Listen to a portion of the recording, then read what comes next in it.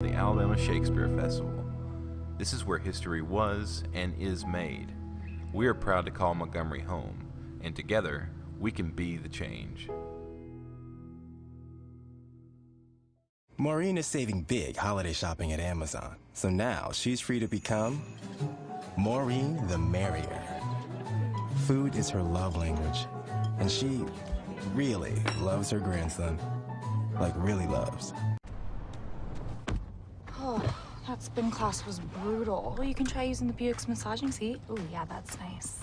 Can I use Apple CarPlay to put some music on? Sure, it's wireless. Pick something we all like. Okay, hold on. What's your Buick's Wi-Fi password? Buick Envision 2021. Oh, you should pick something stronger. That's really predictable. That's a really tight spot. Don't worry, I used to hate I'm trying to figure out how this chat features doggone Jackson State donation thing. Yes, we did. Popping up every time. This can't be whoever this is. All of you. Since 2002, Empowerment Resources, Inc., a nonprofit organization, has empowered more than 1,500 youth and adults in Duval and surrounding counties through its programs Journey into Womanhood, Girls Mentoring, Life Skills for Teens, and parenting education coaching.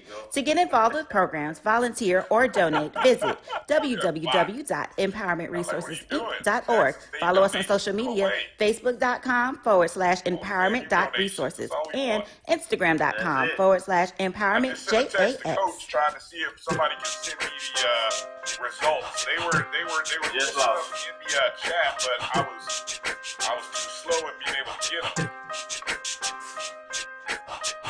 I did catch that Jalen Goss was the first pick overall. And the Orange team drafted the top 3 quarterbacks on the depth chart, apparently.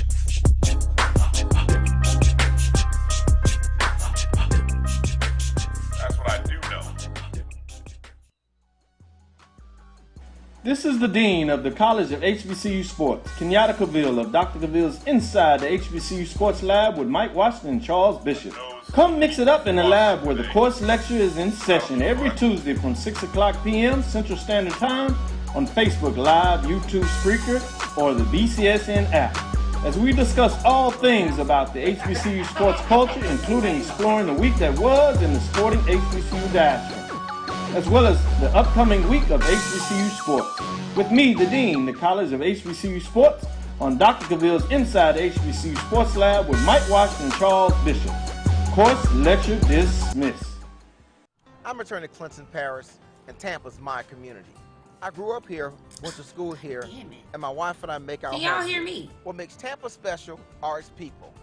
So when I represent someone injured in my community, it's personal. Call my office and speak to a real lawyer and not some referral service. I will fight the insurance companies to get the settlement that you deserve. At the law office of Clinton Paris, we take the pain out of being heard. Itchy, squirmy, scratchy, family not getting clean? Get Charmin Ultra Strong. Go get 'em. It just cleans better. With a diamond weave texture, your family can use less while still getting clean. Goodbye, itchy squirm. Hello, cream bottom. We all go. Why not enjoy the go with Charmin? Q Time is a classic Atlanta soul food restaurant located in the historic West End. Q Time Soul Food is a family business started by Fred and Christine Crenshaw. Come on in, relax, and sink your chops into our tantalizing, mouth-watering, distinctive soul food with a twist, the Q Time way. 1120 Ralph David Abernathy Boulevard, or call your order in at 404-758-2881. Do you miss your mama's cooking? Then come on down to Q Time, an Urban Passport member. For 200 years, Montgomery, Alabama has been making history by people who had the courage to stand up for change. Today, this riverfront city has been reborn, embracing the past and looking forward to the future. From the National Memorial for Peace and Justice to the stage of the Alabama Shakespeare Festival, this is where history was and is made. We are proud to call Montgomery home, and together, we can be the change.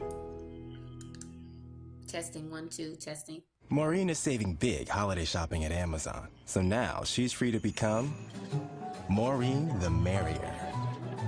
Food is her love language, and she really loves her grandson. Like, really loves. Oh, that spin class was brutal. You can try using the Buick's massaging seat. Ooh, yeah, that's nice. Can I use Apple CarPlay to put some music on? Sure, it's wireless. Pick something we all like. Okay, hold on.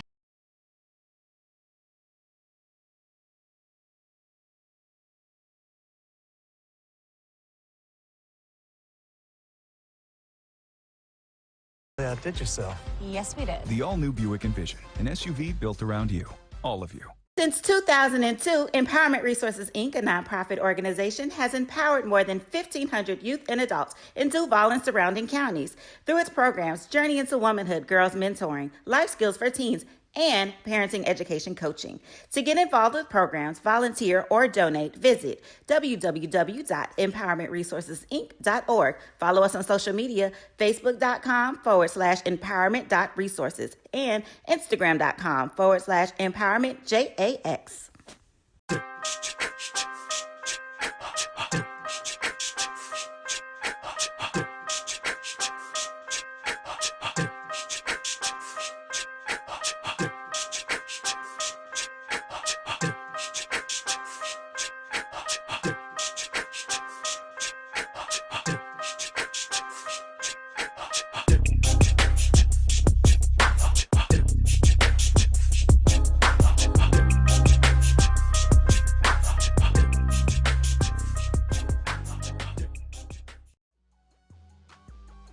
This is the Dean of the College of HBCU Sports, Kenyatta Cavill of Dr. Cavill's Inside the HBCU Sports Lab with Mike Washington and Charles Bishop. Come mix it up in the lab where the course lecture is in session every Tuesday from 6 o'clock p.m. Central Standard Time on Facebook Live, YouTube Spreaker, or the BCSN app, as we discuss all things about the HBCU sports culture, including exploring the week that was in the sporting HBCU diaspora, as well as the upcoming week of HBCU sports. With me, the Dean, the College of HBCU Sports, on Dr. Cavill's Inside the HBCU Sports Lab with Mike Washington and Charles Bishop. Course lecture dismissed.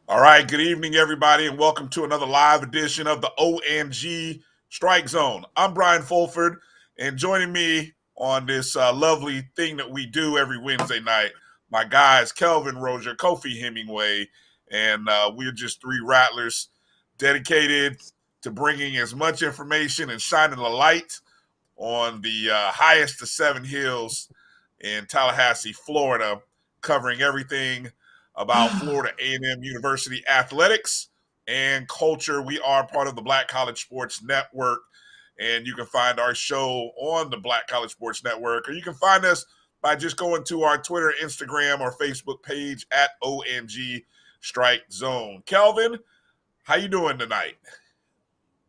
I'm doing well, man. I'm excited, man. I just watched the Rattler football team spring game draft, man, and I thought it had some serious potential, and we had a very good weekend in our Olympic sports also. So, man, it's just great, man, and great, of course, to be with you brothers again.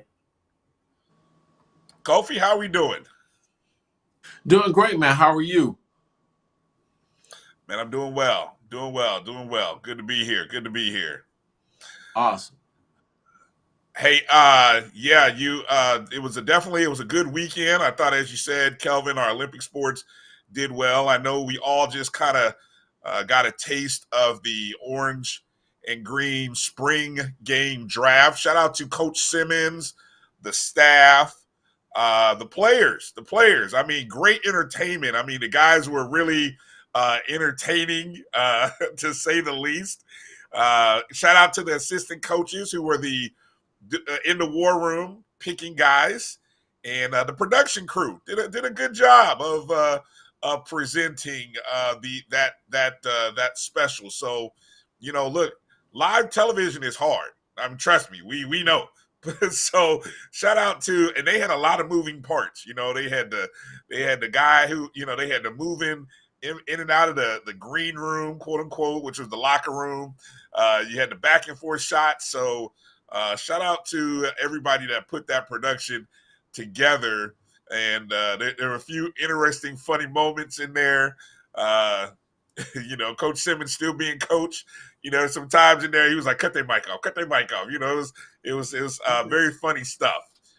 Pretty original stuff. So yeah, definitely we hope that's something that continues in the future, and definitely always an opportunity to improve and grow from year to year. So that's just where we are. So want to remind you folks, if you are out there watching us on YouTube or on Facebook, first thing we ask you to do is go ahead and hit that like button and go ahead and subscribe to that YouTube channel or that Facebook page that you're watching us on, and go ahead and share it with a few Rattlers or a few HBCU fans, because every now and then we dip our toe into the landscape around FAMU, primarily the SWAC, but there's also other stuff going on as well. Big show tonight, loaded guest lineup, starting, of course, a little bit later in the first hour with the quarterback of our national championship team, also the color commentator on the Rattler Sports Network, Mr. Albert Chester Sr. He'll be joining us about 8:25 or so. Then coming up in the second hour, Akil Blount will be joining us, Rattler football alum, who's making some big noise in the coaching profession, working, I believe, with the Atlanta Falcons right now. So we'll get a chance to talk to Akil and everything that he has going on. And then in the bottom half of hour 2, we get a chance to talk with the co-defensive coordinators, Coach Ryan Smith and Coach Brandon Sharp. They're going to join us, and we get a chance to not only talk to them about the draft, but we get to talk to them about the dark cloud defense that they've been instrumental in building. So let's do this. A little something different before we get into the Rattler Roundup. Let's kind of go with what's on your mind around HBCU or SWAC sports. I'll run it off. I'll start with you, Kofi. What's on your mind? What, just in HBCU sports or in the SWAC before we get going with the roundup? Oh, it's so much going on in HBCU land. It's just a matter of what topic you want to kind of like talk about. First, obviously, I'm in football mode. So, as a Rattler, this is a big weekend for us with the orange and green game. And, just the recruitment is just going through the roof. I have not seen this level of momentum around recruitment ever, not like this. And so when you're constantly engaging 3- and 4-star and 5-star players, and you have a legitimate shot to go after them and get them, I think it's a plus regarding what Coach Simmons and the staff are doing. So I think that is, in fact, amazing. Obviously, we have the Olympic sports going on at FAMU, and it appears as though we're starting to play better, starting to do better in all of our sports. And so that is very encouraging to see that we're at least trending in the right direction and playing better ball with the softball team as well as the baseball team. Even track and field is putting some people in there that are finishing first and second. But, we like to finish first. So that's cool. I think that's amazing. Then you have the news going on in HBCU land with Gramblin's volleyball coach going in and basically clearing out the scholarship players that were there. So, a lot of people are in an uproar, but You know, I've That's seen an this interesting happen story, before. definitely. Yeah, I've seen that happen before. I remember Coach Comedy came to Jackson State and literally cleaned out the entire team just about as he overturned that roster and made Jackson State instantly competitive. Even last year, as quiet as it's kept, Dion did overturn that roster into what he felt like was going to be a more competitive team. And they were. So, you know, a coach is getting paid to win and to do it their way. Now, my question is, it's not like the UAPB team finished first or won the championship. So if she's replacing them with UAPB players, I don't know how that's going to necessarily bode well for them, considering they didn't win the conference last year and they didn't finish even second. So, you know, to me, I felt like that was crazy. And then, of course, it's a lot more to the story. And, you know, with her smoking weed and stuff, apparently behind the scenes. Whoa. But, yeah. Whoa. Then, Okay. yeah, Whoa. got her online smoking weed with the people. You know, but then, you know, but allegedly. Hey, you know, I you know, you have to keep your guard up when you're around and out in the public eye and you have a position even around your people. I mean, this is a day and age where people have camera phones, you know, somebody booed up with you in the corner, you getting you a little puff, getting you a little sip of X, Y, and Z. Somebody's liable to catch it. And it's a shame that people would go to that extent. But when you do stuff and you put yourself out there, it's amazing what will come to light, especially when you oppose people that other people love. So, you know, that story is a lot. And then you got Tennessee State and Notre Dame come into play. Hey, can you Two leave of the some for me? winningest. Yeah, well, you know, yeah, you know, take all the meat off the bone, right, Kelvin? Take all the meat off the bone. It's all good, all man. It's all good. You got I asked Tennessee him one State thing. and Notre Dame. I asked We him can one still thing. He discuss gave it, though. everything You that's know, because you're going to have a whole different perspective about it. You know, Tennessee State and Notre Dame is huge. You know, with them, you got two of the winningest programs in college football history coming together to play. And I just want Tennessee State to join the SWAC, and then I'm good. Didn't Murray State leave too? I think they did, or they are. Yeah. Yeah. I think they are. Okay. Kelvin, anything left on the bone there that you want to gnaw at? Oh yeah. I got a little bit left. The Grambling spring game. I think the final score was 7-6. And what was their Oscar format though? What was the format of the game? I'm not sure, but I know I watched Oscar recap of it, and you know, it was a well attended game. Yeah, there was tailgating going on. Yeah, they had some recruits there. Yeah, you know, the news is everything around the game and not the game itself. Apparently, the quarterbacks just weren't very consistent and did the sniper didn't get look very well. Or is that me? One of them already transferred. Walker. Yeah. So I found that to be interesting. And I'll be interested because of that game. I'll be interested to see how the attendance is at the other SWAC orange and green. SWAC spring games also, including ours. Comparative speaking. Kofi mentioned about Notre Dame TSU. That's big. Notre Dame has a black head coach now. Notre Dame has never played a HBCU before. So TSU, Notre Dame, and South Bend in 2023, I think is awesome for HBCUs. I believe you that's your neck of the woods, so to speak. It is. I really look forward to that. I think that's big, and that just potentially is another branding opportunity for HBCUs specifically. Then there was this big discussion about who has the best HBCU or SWAC brand. And, gosh.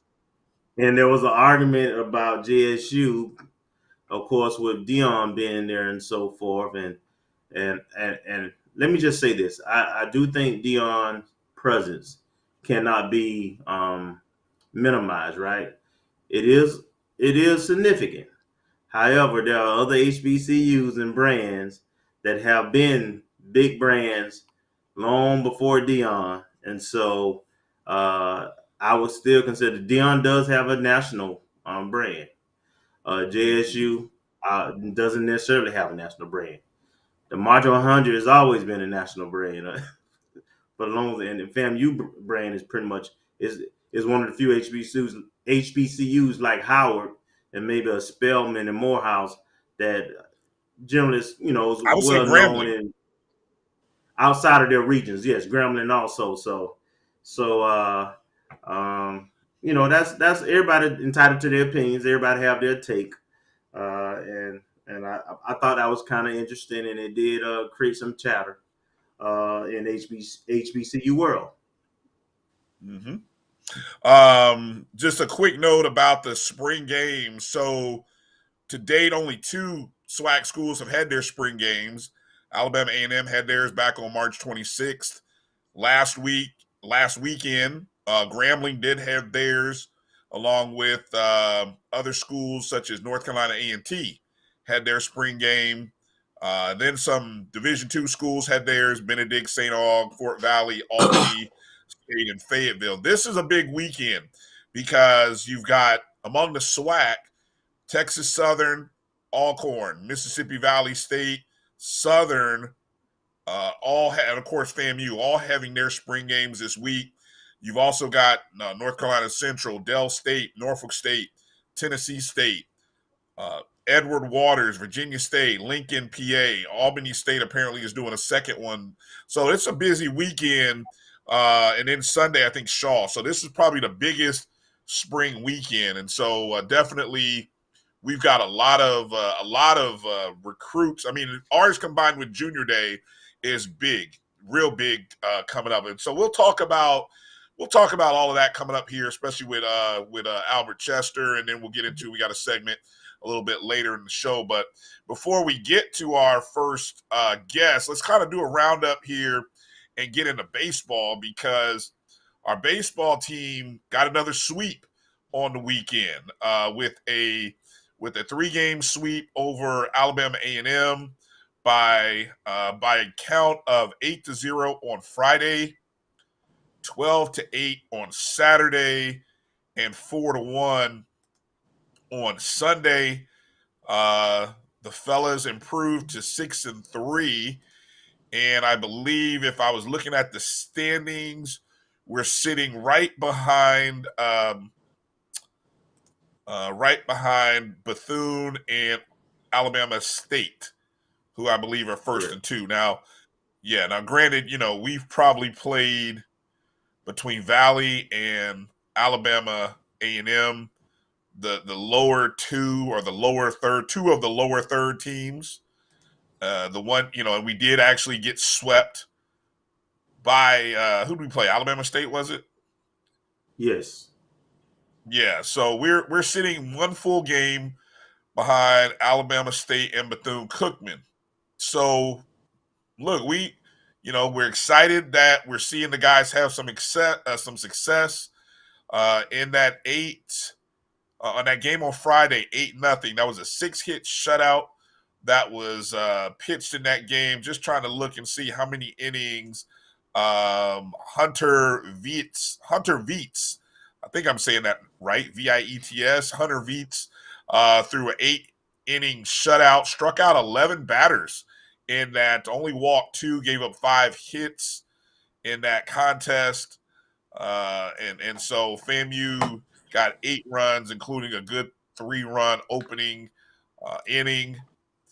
Then in game number 2 was a 12-8 game that actually went extra innings. We actually put up 4 in the 10th, in the top half of the 10th. Alabama A&M came back and put 4 in the bottom of the 10th. Then we came back and put up 4 in the top of the 11th before finally shutting them down. But, Alabama A&M got 2 runs in the bottom of the 9th to send it into extra innings. And then we scored 8 of our 12 runs Matter of fact, 8 of our 12 runs came in the 10th and 11th frame. So, up until that point, it was a 4-2 ball game going until the final stanza. But the guys managed to persevere. So shout out to them for that. And then they came back in game number 3, 4-1. Fox pitched Kellen Fox was on the mound for game number 3. Surrendered. Fox surrendered in 8 innings. Again, that's another long outing for our starting pitcher. 6 hits, gave up 1 earned run, struck out 3. So pretty good debut. They only got 6 hits off of us. And so, again, we were talking about pitching and hitting just a couple of weeks ago. I don't know if it's because of the opponent or we just have found something, but I really like what we've seen thus far. Kelvin, go ahead and jump in there on baseball. Your thoughts on what you've seen, and then Kofi jump in after. I'll pick up where you left off, specifically with a comment I made before we hit this winning streak. And that was when we hit around the 5-run mark, 6-run mark in terms of us scoring, then that bodes well for us to win. And also in terms of pitching, if we hold teams under 4 or 5 runs, that tends to bode well for us. I find it interesting that all of our SWAC games thus far, outside of the Mississippi Valley State series, has been on the road. Alabama State was on the road. Alabama A&M was on the road. They had a storm. They were impacted by the tornado, so they couldn't play at their home stadium on campus. They used the community college stadium. But that was on the road. And then this weekend we headed to Bethune-Cookman for a series, and that too will be in Daytona. So we get all these teams back in Tallahassee on the back end. So I'm really pleased with our pitching and our defense thus far. We did play another midweek game against Florida and lost that one 13-3 on Tuesday. But in terms of SWAC play, we definitely look like we've turned a corner. And we just look to keep the momentum going. The series with Bethune will be a real gauge. Are we top tier or not? Kofi? Yeah, man, this is we're not in crunch time yet, but as I stated earlier, it's good to see that the team is at least trending in the right direction and playing much better ball. I'm just looking forward for the day to when we're able to acquire even better pitching across the board, because that's one of the things that's going to turn the tide and really make the difference and make us at least competitive on a regional level. And this is a very tough region that we're in, especially in the state of Florida. Even if we're not necessarily the number 1 team in the state, I would like to see us at least be top 4, which makes us reasonably competitive. And I think that would be a good deal for us. It'll put us in position to acquire even better talent later on down the line.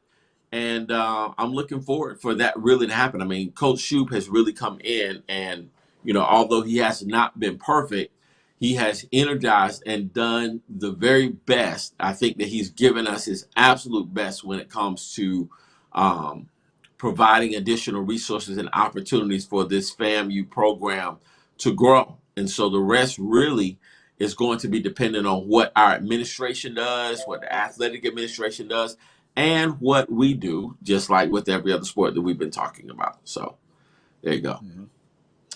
This upcoming series against Bethune will be real interesting. I'm looking for, we play, according to what I'm looking at here, we play Friday night, 7 p.m., Saturdays at 6 p.m., first pitch, and Sundays at 1 p.m. And I believe that's at I believe, catch me if I'm wrong on the name, that's the Jackie Robinson ballpark, which has beautiful sight lines. I mean, by the way, I'm hopeful I can get out to probably the Sunday game. I doubt, especially driving to the spring game on Saturday. I doubt I make Friday or Saturday, but I would definitely love to get out there on Saturday, hoping we get good weather. But apparently we haven't played Bethune. I'm looking at the series history. We haven't played Bethune since 2019. So it's been a few years since we played. We took 2 of 3 in the last series that we played against them. That was in Tallahassee. The last series in Daytona was in 2019 as well. We lost the first 2 and won the third game of that series. Yeah. So I'm just looking back on that. So, no, check that. That's 2019. We actually split. We only played 2. We only played 2 games in 2019 in Daytona against them, and we split that. So it'll be interesting. It should be a good matchup for us. And so any Rattlers that are in the area, if you're not going to the spring game, make it over to Daytona Beach and go support the program in that beautiful ballpark there. That should be a good, intense rivalry. We need for a good crowd. So if you can go to both, great. Go to both. Go to the baseball game, then hit the road and go to the spring game. I know it's a lot of traveling for folks, but do the best you can. So let's do this. Let's take a break. Come back after the break. Let's see if Albert Chester's ready to join us, and then we'll get into talking with Albert Chester about what's going on with our program, what he sees from the spring practices and games and the upcoming year. So you're watching the O&G Strike Zone. We'll be back right after these words. I'm returning to Clinton Paris, and Tampa's my community. I grew up here, went to school here, and my wife and I make our home here. What makes Tampa special are its people. So when I represent someone injured in my community, it's personal. Call my office and speak to a real lawyer and not some referral service. I will fight the insurance companies to get the settlement that you deserve. At the law office of Clinton Paris, we take the pain out of being hurt. Itchy, squirmy, scratchy, family not getting clean? Get Charmin Ultra Strong. Go get 'em! It just cleans better. With a diamond weave texture, your family can use less while still getting clean. Goodbye, itchy squirm. Hello, cream bottom. We all go. Why not enjoy the go with Charmin? Q Time is a classic Atlanta soul food restaurant located in the historic West End. Q Time Soul Food is a family business started by Fred and Christine Crenshaw. Come on in, relax, and sink your chops into our tantalizing, mouth-watering, distinctive soul food with a twist, the Q Time way. 1120 Ralph David Abernathy Boulevard, or call your order in at 404-758-2881. Do you miss your mama's cooking? Then come on down to Q Time, an Urban Passport member. For 200 years, Montgomery, Alabama has been making history by people who had the courage to stand up for change. Today, this riverfront city has been reborn, embracing the past and looking forward to the future. From the National Memorial for Peace and Justice to the stage of the Alabama Shakespeare Festival, this is where history was and is made. We are proud to call Montgomery home, and together, we can be the change. Maureen is saving big holiday shopping at Amazon, so now she's free to become Maureen the Merrier. Food is her love language, and she really loves her grandson. Like, really loves. Oh, that spin class was brutal. Well, you can try using the Buick's massaging seat. Ooh, yeah, that's nice. Can I use Apple CarPlay to put some music on? Sure, it's wireless. Pick something we all like. Okay, hold on. What's your Buick's?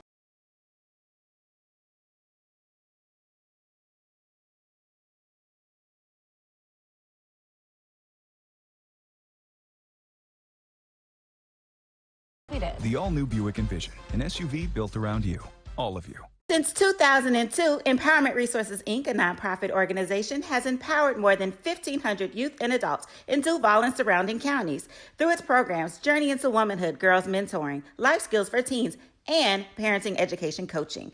To get involved with programs, volunteer, or donate, visit www.empowermentresourcesinc.org. Follow us on social media, facebook.com/empowerment.resources and instagram.com/empowermentJAX.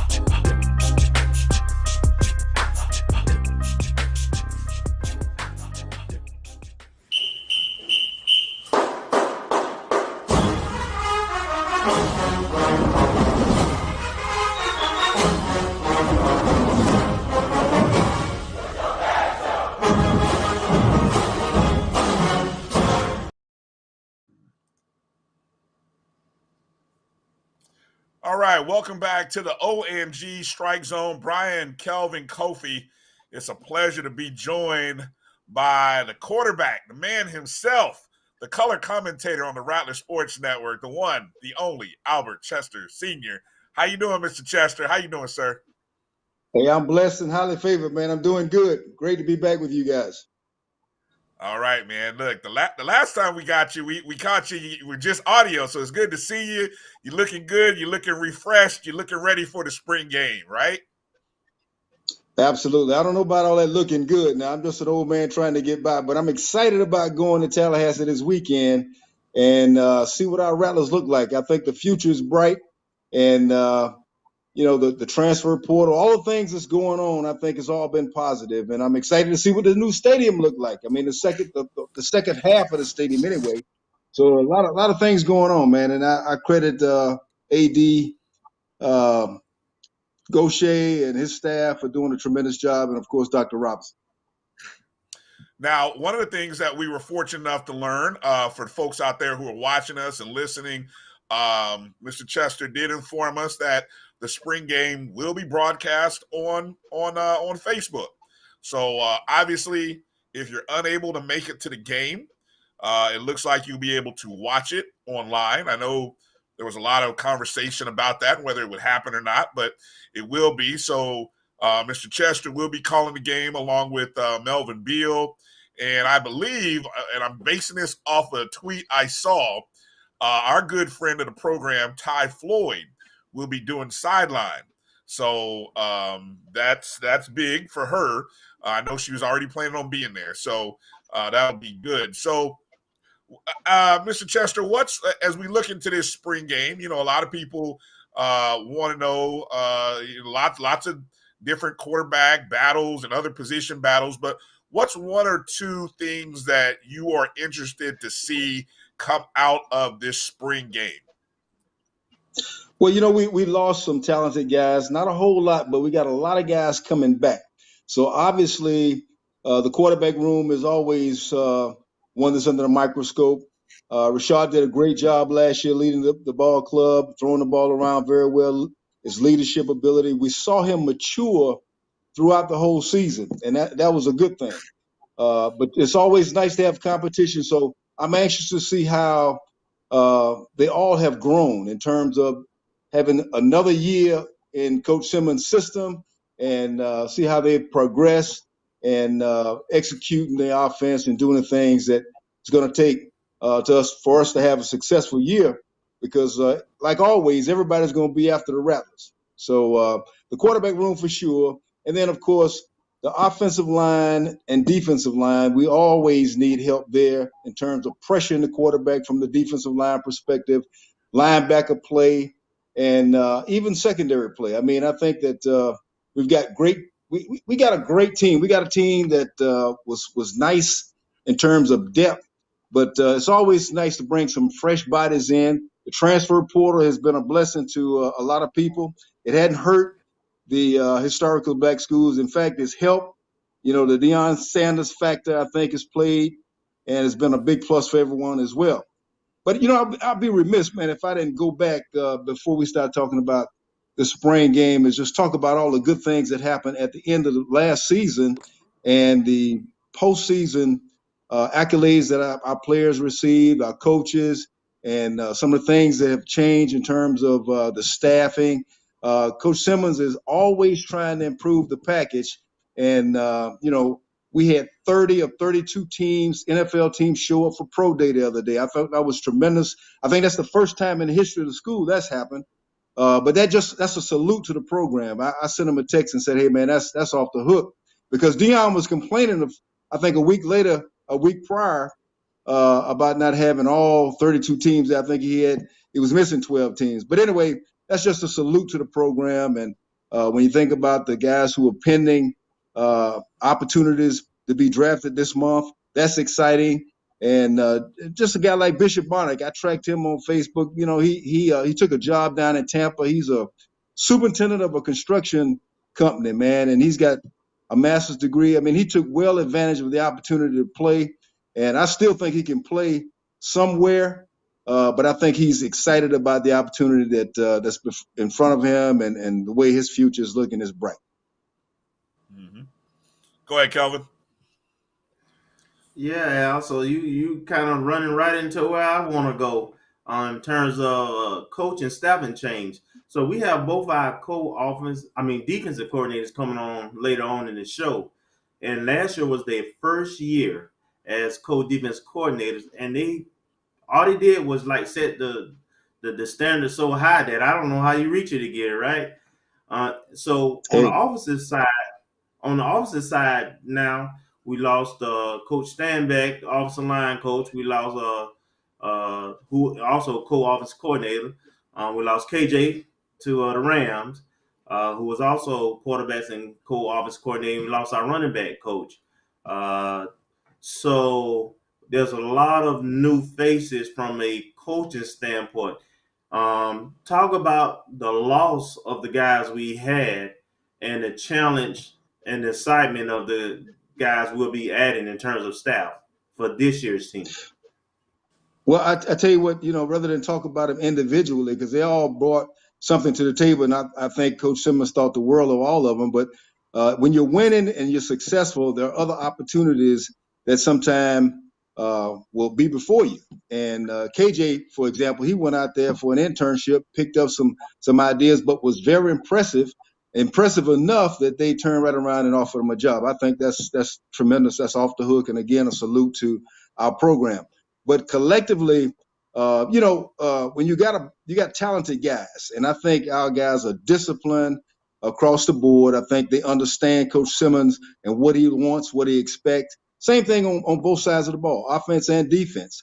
And so new coaches come in, they bring in new ideas, new little nuances, twitches that it might be just enough to make or break a play. And I think I'm excited about the new guys coming in. I'm sure that they will be assets, if not already, they will be quickly.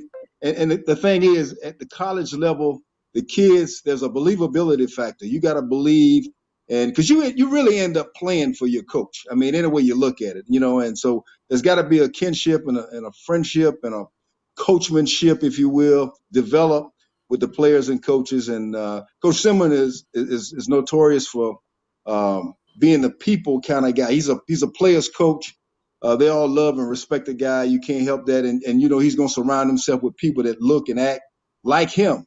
And I'm excited about what they're going to do. And we're going to see Saturday. Unfortunately, I haven't had a chance to get up there for the spring at all. So it'll be a new look for me as well. But anytime you bring in new coaches, sometimes it can be challenging.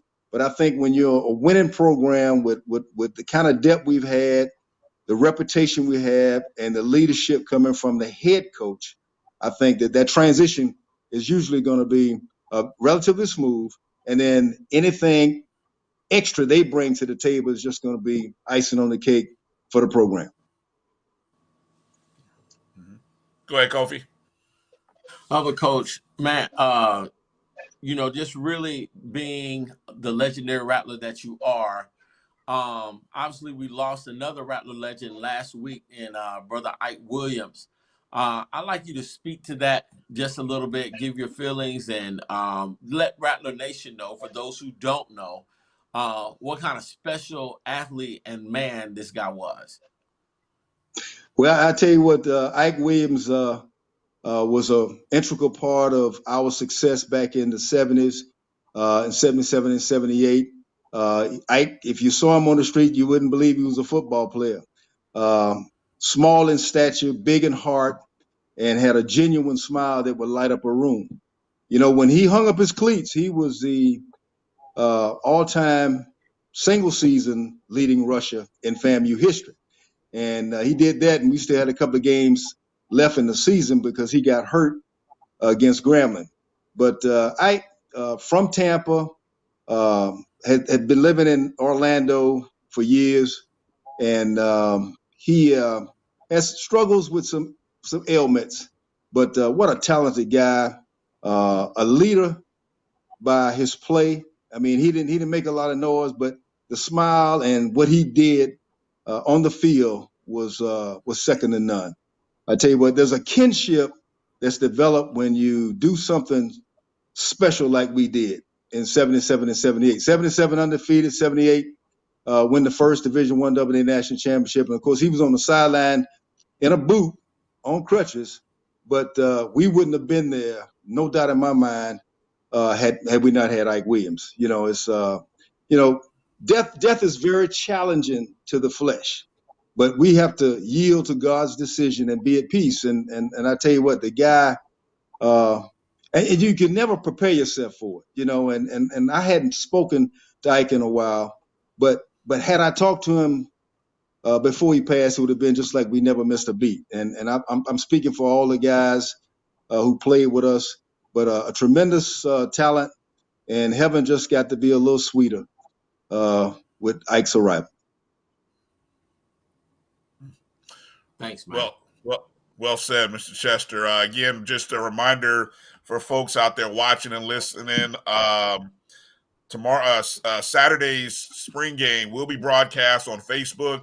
You can hear Mr. Chester along with Melvin Beal, Ty Floyd on the sideline calling that game. One of our folks in the chat room asked if you had any footage or any of the game footage from the 78 semifinal game between FAM and Jackson State. I don't know if that's out there. I don't know where it is, but I don't know if you've been asked that before. But I just wanted to kind of, before I forgot to ask you if you had any answers on that. Well, let me tell you this. First of all, I've been chasing film footage since I left FAMU because I know how priceless it is. And the 77 highlight film was narrated by Michael Sori, who was our tight end and the business major at FAMU, and he's since passed away. He was a minister, but he had that voice. I was told, and back then, now we didn't have the kind of equipment that these guys have now. All that footage was actually on film. It's my understanding that film was burned up in the archives. Unfortunately, at FAMU, there was a fire up there. Now, the 78 highlight film is out there. I think everybody has that one. And of course, it's doctored up. Now, I've got a call in to Lynn Thompson. I've spoken with him over the last 10 years because I've been trying to capture the Bethune-Cookman game from 1978. He told me he had the 78 our offensive against their defense, the entire game, and he was getting it digitized and he was going to get it to me. He told me that as recent as 2 days ago after I shared with him the value of it, because I said, all my guys are checking out on me, man, and this kind of stuff is priceless. Now, the Jackson State game, I don't have anything on it at all. And I wish I did. That was one of those games that I think we've talked about this before. That, to me, was the national championship game. A great football game in cold weather. Had great running backs over there at Jackson State like they traditionally do. And but I don't have anything on the Jackson State game. I might have one or two plays that someone put together for me. The other thing is if anybody has a contact with TV Channel 6 in Tallahassee. They may have something because the Rudy Hubbard show was broadcast there live, and it was some great footage, even sideline footage of our games, highlights of the particular games that I've been trying to get a hold of, but I not having any luck. So to answer your question, no, I do not, unfortunately, but I do have a copy of the highlight film, but you can see that on YouTube for the 78 season. The 77 season, I think, has been lost forever. What was unique about that 78 Bethune game that you mentioned wanting to get your hands on? What was unique about that? Well, the reason I wanted to see that, because one, I don't ever remember seeing it. You know, after we played a game, we would come back to the field on Sunday, and we would watch that previous game before we get ready for our next opponent. Well, the next opponent was Grambling. For some reason, I never saw the Bethune-Cookman game, and of course we had some big time plays, and there was a run that I was able to make, and I've never seen that run. I hear people talk about it, but I've never seen it. So just like any team, Bethune-Cookman would put all of their defense on all of our offense against their defense on one reel, and like for study purpose. So that's why Lynn told me he had that and he was going to share it with me. So in essence, all I'm saying, I mean, it was some excellent runs by Ike. In fact, the highlight film, I was speaking to Vaughn Wilson earlier this week, and I was telling him that the Maryland Eastern Shore game, the Morris Brown game, the Bethune-Cookman game are three games that, and the homecoming, Alabama A&M game, where Ike actually broke the record, the single secret rushing on an option play that we ran. He scooted right in for about 10, 12 yards for a touchdown. In the Maryland Eastern Shore game, he went 50 yards untouched on an option play. I mean, that was probably one of the most prolific and prototype options that we ran that year. I mean, but it was perfect block. I attacked the end on the inside and pitched it to Ike. And, Ike didn't have great speed. He wasn't real strong, wasn't big, but he never got run down. And if you got in front of him, I promise you was going to miss him, because he was always going to make the first man miss. But hey, look, it's just precious to me because it's valuable. I remember all of this like it was yesterday, and it was over 40 years ago all this went down. So if I got to warm up to put my clothes on, you understand why.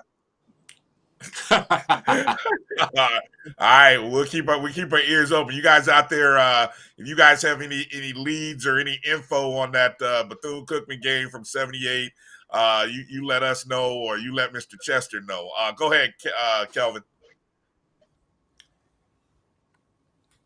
I want you to kind of talk about it's way too early to predict what's going to happen right now in terms of SWAC play. But you do know we've had a recruiting season. We're in the spring season now. You kind of have a feel for, what teams are bringing back in terms of talent.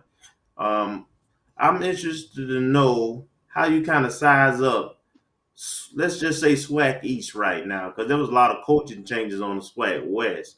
But, Alabama A&M, JSU, Mississippi Valley, Bethune, fam, we all kind of, been there, done that, don't have changed. Alabama State was the only one that changed the staff completely.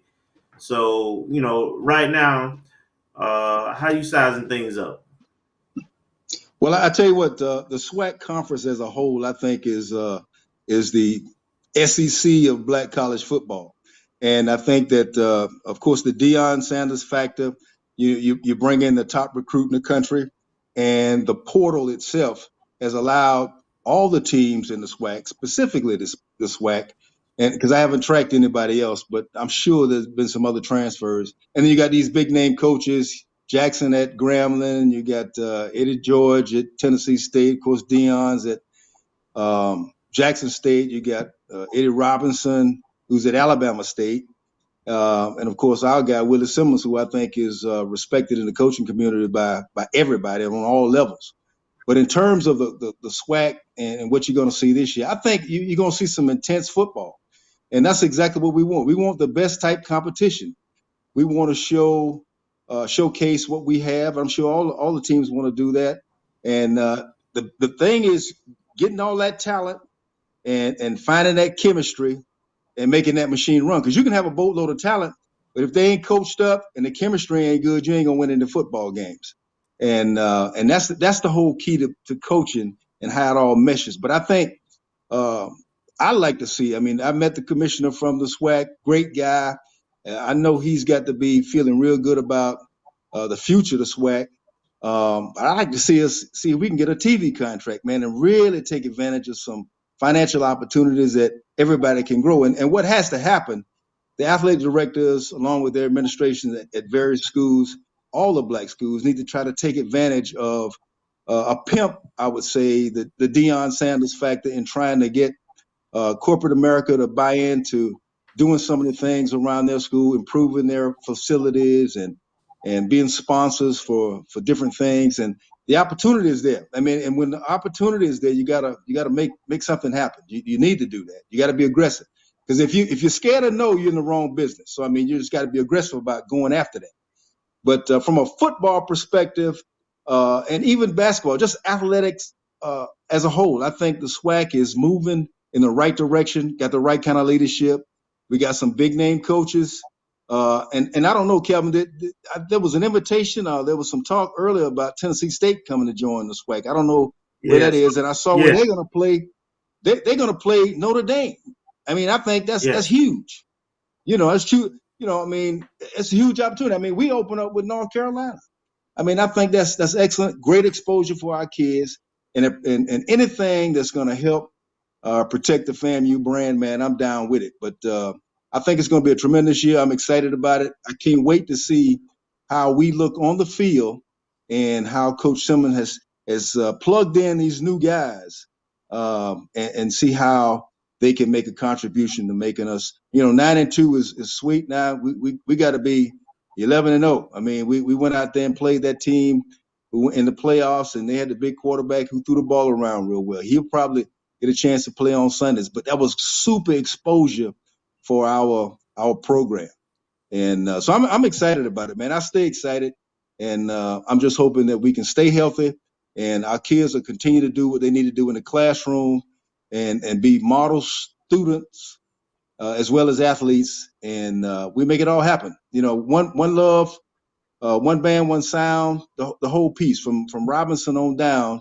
That's what we got to have. We need the support of the fans to come out, and I hope they show up on Saturday and take part in everything that we're trying to do. Last year was the first run. Now we had a feel for what it's all about. This year, let's go ahead and kick that door down. Well said. Well said. Kofi, go ahead and close this up with Mr. Chester. Oh man. So since you've been calling FAMU football games, I know there's been a lot of different memories. What's your favorite memory, or what's your favorite game that you call as an announcer since you've been out the booth? And lastly, let me say this, because I know we in Duval right here, right? So when we gonna bring the Bowl City Classic back to Jacksonville? Well, I'm gonna answer that one for you first. Now, there's some conversation with some elected officials here in Jacksonville about doing just that. In fact, I've pushed Gaucher toward some of these folks, and I'm hoping some of this will come to fruition. I think they're going to be making rounds over here sometime this month or early May. I think it's late April, and hopefully we can make that connection and make that happen. There's no reason why we shouldn't be playing a game in Jacksonville.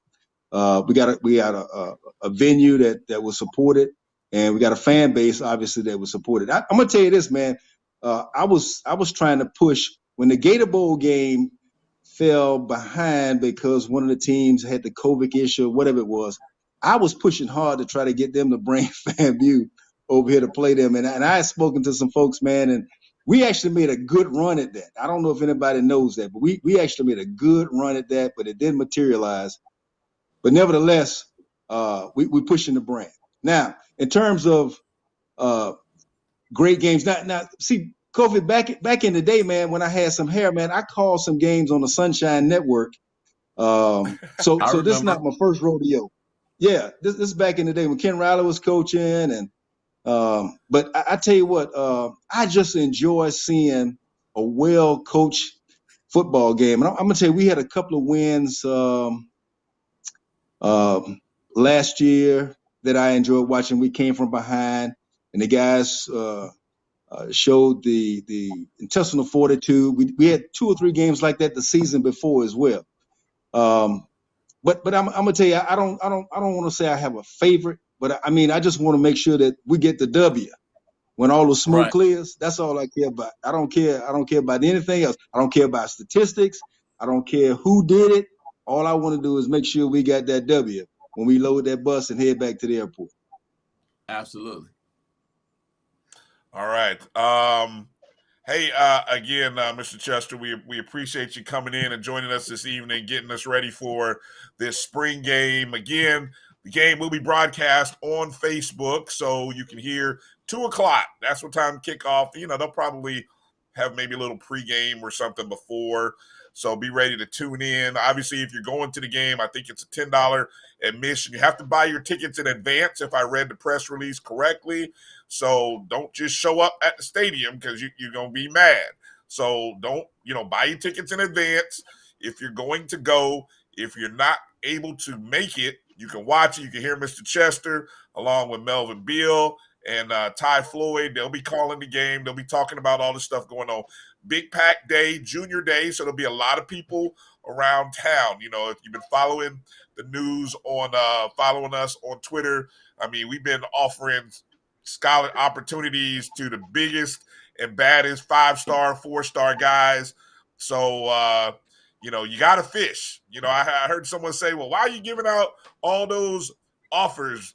Look, you can't catch a big fish if you don't throw your hook in the water.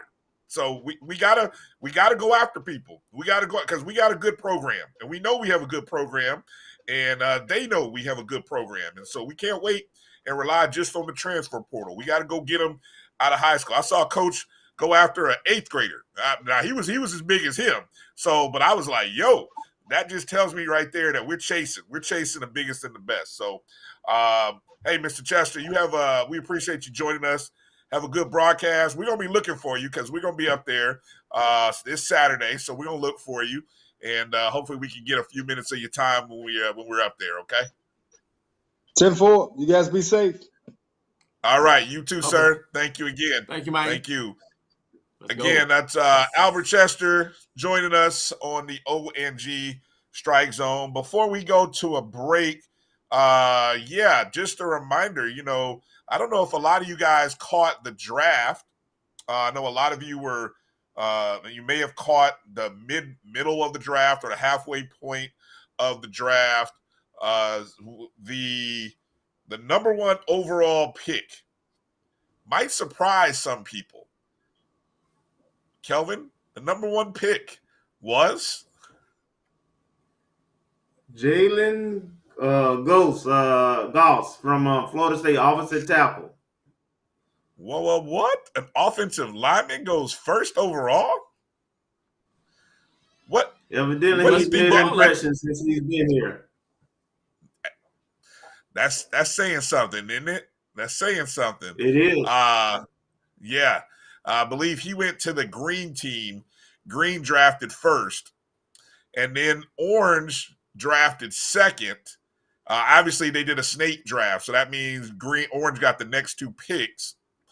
And they picked Rashawn McKay first. And were there any I believe trades? Okay, that was interesting. Coach Simmons said about midway through, no trades. So the reason that was interesting when he said it is because I believe the Orange took both quarterbacks right off the bat. They took, not only did they take McKay, but then they took Jeremy Musa with the first pick of the second round. So now you're sitting there wondering, like, okay, who's quarterbacking green team? And then the green team came back, and then I think they took Zay Smith and Sherrod. Right. So they took the 2 receivers, right? And then I think a couple of picks later, they took Muratovic. Orange did. So the top 3 quarterbacks according to the depth chart now, or at least according to how they were drafted, you can debate all you want.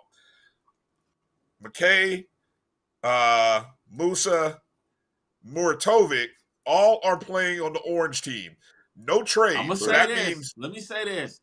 Don't sleep. That room is so deep. Now, McKay has the experience. He knows the playbook. Musa's a baller, but I'm hearing that Sapp has closed that gap considerably. And Ja'Cory, is he on the green team? Yeah, all the rest of them on the green team. Ja'Cory, this will be an opportunity for Ja'Cory to show his worth. You know, Ja'Cory and Sapp, who I think it's a great opportunity for them both to really show what they got, man. It's going to be good. Yeah, so the green team quarterbacks, you got you got Cameron Sapp, of course, redshirt junior out of Jacksonville, Ja'Cory Jordan, the 6'4" sophomore from Jacksonville, and LaJon Howard, the redshirt senior from New Orleans. All three of those guys are on green. So I found that probably the most interesting thing off the bat. I don't have the list of where the running backs went per se, or any of the other big names. We'll try to see if we can petition and get that. But I know there'll be a. Oh, you do have it? Okay, we'll hold it because we'll talk about it a little bit later. You did get it. Okay, we'll break that down a little bit later in the show. Coming up at the top of the second hour, it's the top of the hour. Coming up on the other side, we're gonna have an interview with Akil Blount, the former two-time All-MEAC, All-American team captain for FAMU, and we'll find out what he's got going on, and we'll get a chance to talk with him coming up here on the other side. You're watching the O&G Strike Zone with Bryan. I'm Bryan. That's Kelvin. That's Kofi. We'll be back right after these words. Let's go. This is the Dean of the College of HBCU Sports, Kenyatta Cavill of Dr. Cavill's Inside the HBCU Sports Lab with Mike Washington and Charles Bishop. Come mix it up in the lab where the course lecture is in session every Tuesday from 6 o'clock p.m. Central Standard Time on Facebook Live, YouTube Spreaker, or the BCSN app, as we discuss all things about the HBCU sports culture, including exploring the week that was in the sporting HBCU diaspora, as well as the upcoming week of HBCU sports. With me, the Dean, the College of HBCU Sports, on Dr. Cavill's Inside the HBCU Sports Lab with Mike Washington and Charles Bishop. Course lecture dismissed. I'm returning to Clinton Parish, and Tampa's my community. I grew up here, went to school here, and my wife and I make our home here. What makes Tampa special are its people. So when I represent someone injured in my community, it's personal. Call my office and speak to a real lawyer and not some referral service. I will fight the insurance companies to get the settlement that you deserve. At the law office of Clinton Parish, we take the pain out of being hurt. Itchy, squirmy, scratchy, family not getting clean? Get Charmin Ultra Strong. Go get 'em! It just cleans better. With a diamond weave texture, your family can use less while still getting clean. Goodbye, itchy squirm. Hello, cream bottom. We all go. Why not enjoy the go with Charmin? Q Time is a classic Atlanta soul food restaurant located in the historic West End. Q Time Soul Food is a family business started by Fred and Christine Crenshaw. Come on in, relax, and sink your chops into our tantalizing, mouth-watering, distinctive soul food with a twist, the Q Time way. 1120 Ralph David Abernathy Boulevard, or call your order in at 404-758-2881. Do you miss your mama's cooking? Then come on down to Q Time, an Urban Passport member. For 200 years, Montgomery, Alabama has been making history by people who had the courage to stand up for change. Today, this riverfront city has been reborn, embracing the past and looking forward to the future. From the National Memorial for Peace and Justice to the stage of the Alabama Shakespeare Festival, this is where history was and is made. We are proud to call Montgomery home, and together, we can be the change.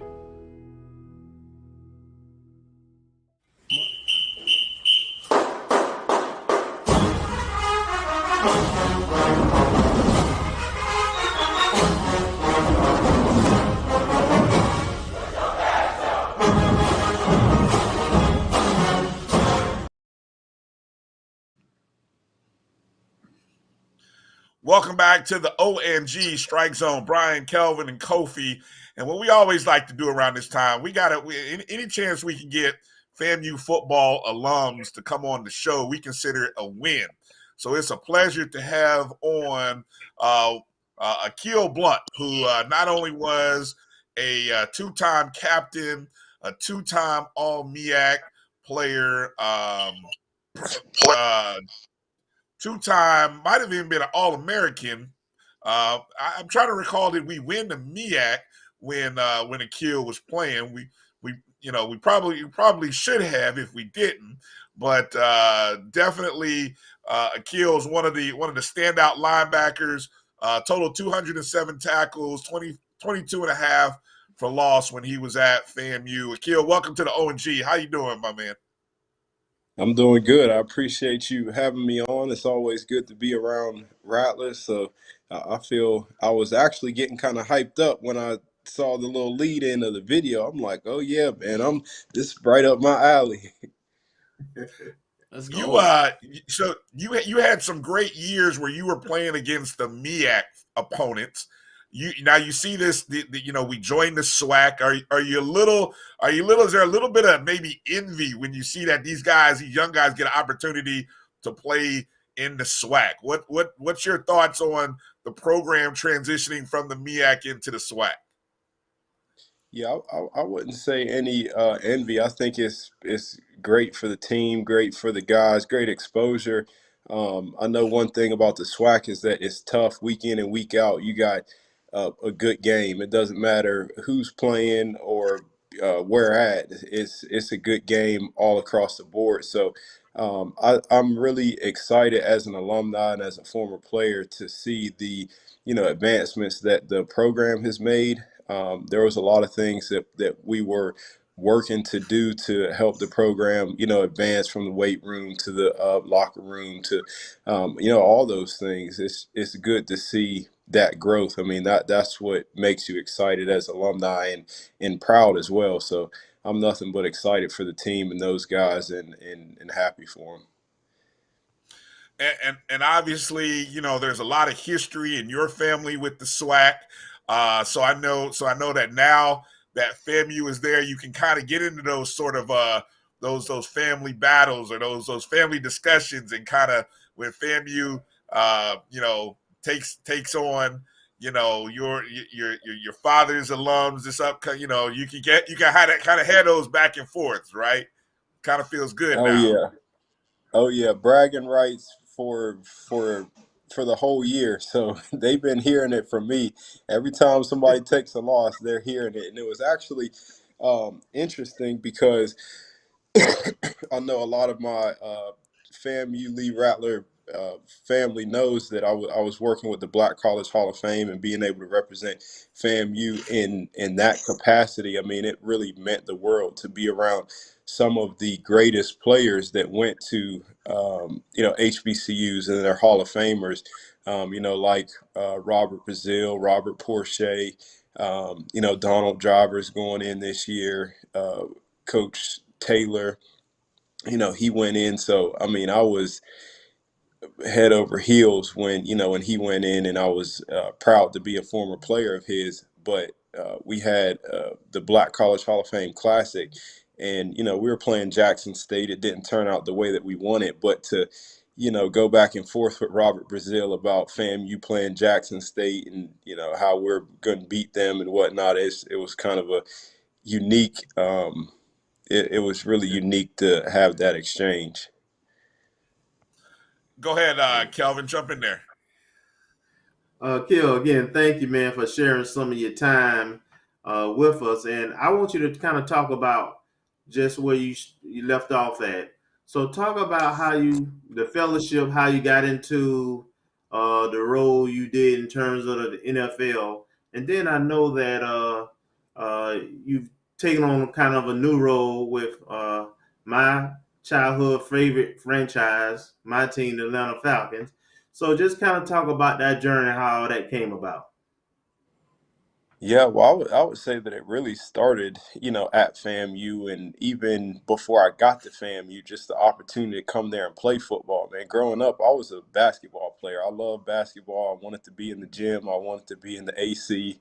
I didn't want to, be diving in the grass and whatnot. But I mean, I kept playing football, and every year that I played, it was just leaps and bounds of another great season. And it was actually FAMU when we played Southern at the Atlanta Classic my senior year that both schools had offered me a scholarship. So you talk about that.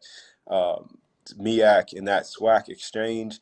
Stump Mitchell, he was coaching up in Cleveland with the Browns, and he's still up there. So I saw him, and we've texted back and forth this past year and whatnot. And I always remember, I'm like, yeah, Coach Mitchell, you offered me my first scholarship to Southern. I apologize, I turned it down, but I think I made the right decision and whatnot. But that's really how it got started. End up playing at FAMU, and just kind of honestly football steamrolled from there. I mean, there were things through football that I never knew were possible.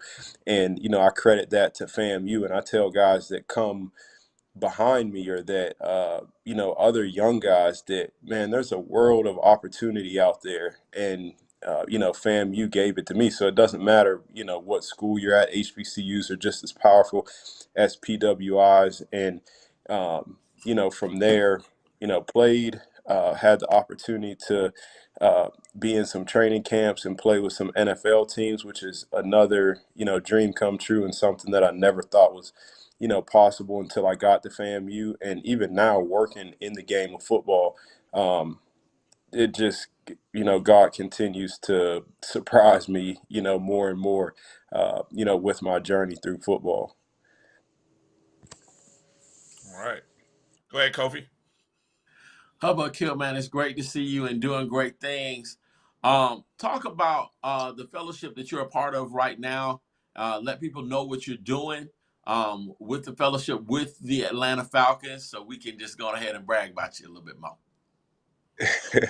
Yeah, well, I had started out when I had got released from the teams that I had signed with.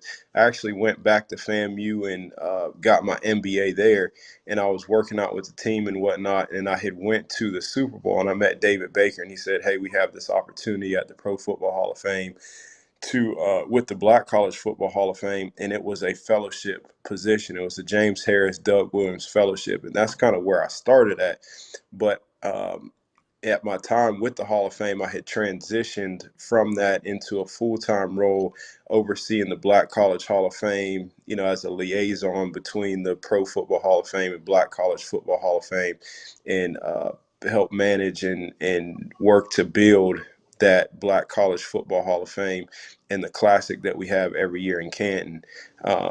As of the past month, I transitioned from the Hall of Fame and now working with the Atlanta Falcons on the business development side as a group sales executive, which it's just amazing to be down here in Atlanta working with the Atlanta Falcons, and again continuing that football journey. So starting at the Hall of Fame was a good opportunity. Working with the Black College Hall of Fame and building that, is amazing. We're still, doing work and advocating for HBCUs, but to be with the NFL team, kind of in the front office is that's a dream come true, and currently where I'm at right now. Hey, with what we've seen over the last couple years, from I guess we can call it a heightened awareness by the NFL towards HBCUs and other entities. In this past couple years, is probably like the introduction of it. Where do you where does it keep going? How does it keep growing? I mean, a lot of people think that with the fact that this is the first year where we may have multiple draft picks, just what's your perspective on where this heightened awareness from the NFL and other entities can go for HBCUs? Yeah, I think it's interesting, and for a lot of people, HBCUs are a new thing almost, or something that they're just now learning about. But Ryan and Kelvin, we know that this is nothing new. I mean, these HBCUs have been a cornerstone and a pillar for the Black community. Way before. 2020 or 2021, and I think that right now the awareness is growing. It's much needed. There's been a lot of progress that's been made, but definitely think there's still a long way to go.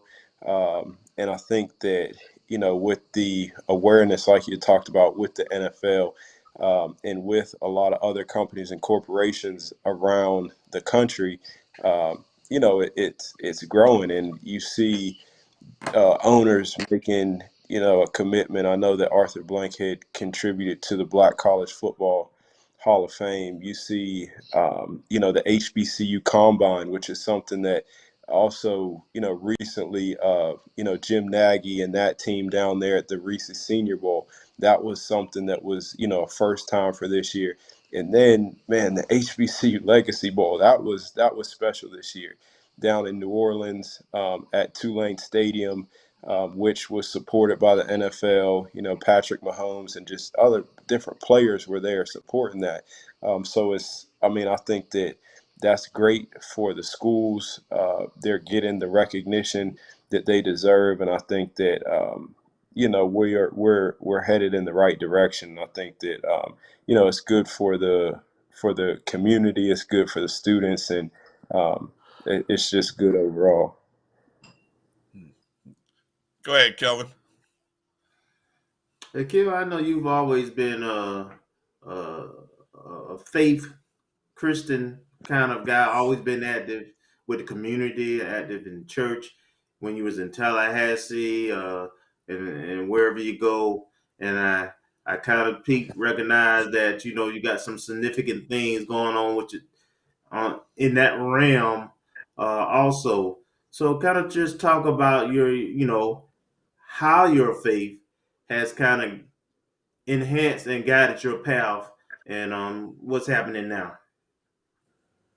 Yeah, that's a good question, a deep question, and just to simply start it off is that, I mean, you know, God can do more through us than we can do, with ourselves, and I think my whole story and my whole journey, is just a testimony of what God can do when we trust Him. I mean, what I was telling you before about the doors that football has opened, I mean, it is just completely mind blowing of the opportunities that continue to present themselves, through football. And I always ask God to just continue to lead me and guide me and direct me and allow me to use my platform to, influence other people and to influence other athletes and other young people. And I mean, He's been the center of that for me. But, the other thing that I would say is that there's also been, a lot of adversity as well. I'll transparently say is that,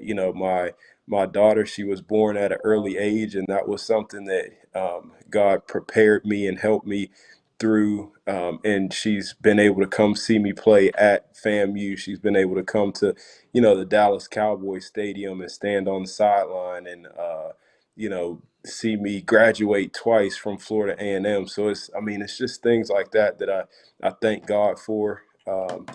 And, when I had got released from the Steelers as well, I mean, everything hasn't been perfect, but, God has a path and a plan. And, I thought that playing football for 10 or 12 years might have been that path and plan. But, for me to see that transition in His plan in my life, it's been perfect, and it's amazing. And, God can do amazing things when we trust Him. Amen indeed. Amen indeed. Kofi. Yes, man, that is awesome, man. I felt like lifting my hands up and doing a little shaking fingers right there. All right, Yeah, go but ahead. seriously, Praise. what? Absolutely. What is your dream going forward, man? You're doing great things. God has ordered your steps for a time such as this. what is the dream that God has placed on the inside of you? What do you feel like the ultimate place would be for you at this time or going forward?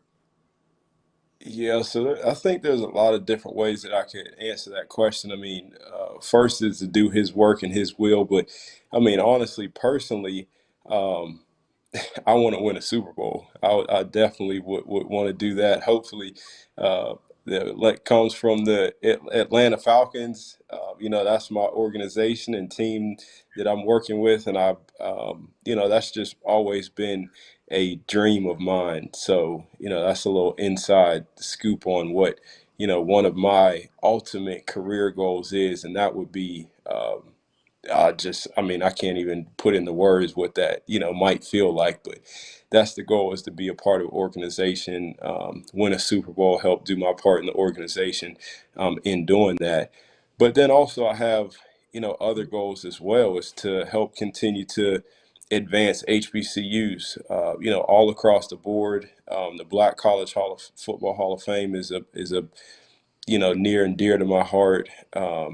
Help and be an ambassador for, FAMU at the, highest football level, in the NFL, and the relationships that I have. And I'm excited because I'm just getting started, and I love to, build those relationships and do whatever I can for the team. And I think that, there'll be a lot of good things that come from FAMU alumni, and I just hope to, be one of those that can help elevate the program, give other former players, opportunity, because there's tons of them out there, and people are really wanting to support our students, and we just have to, connect those dots. So that's something that, I hope to do, and hope to make a significant contribution to FAMU.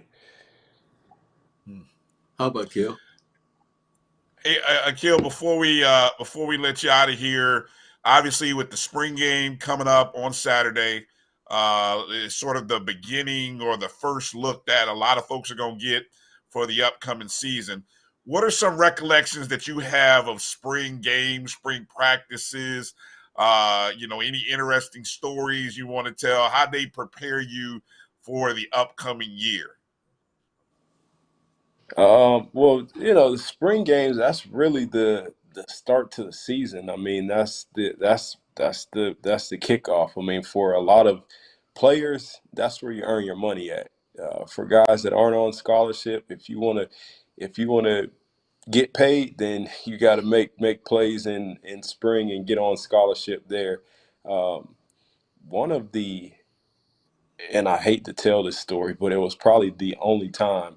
But I remember I missed, and we used to practice at like 4:30 in the morning. It was probably like the craziest thing ever.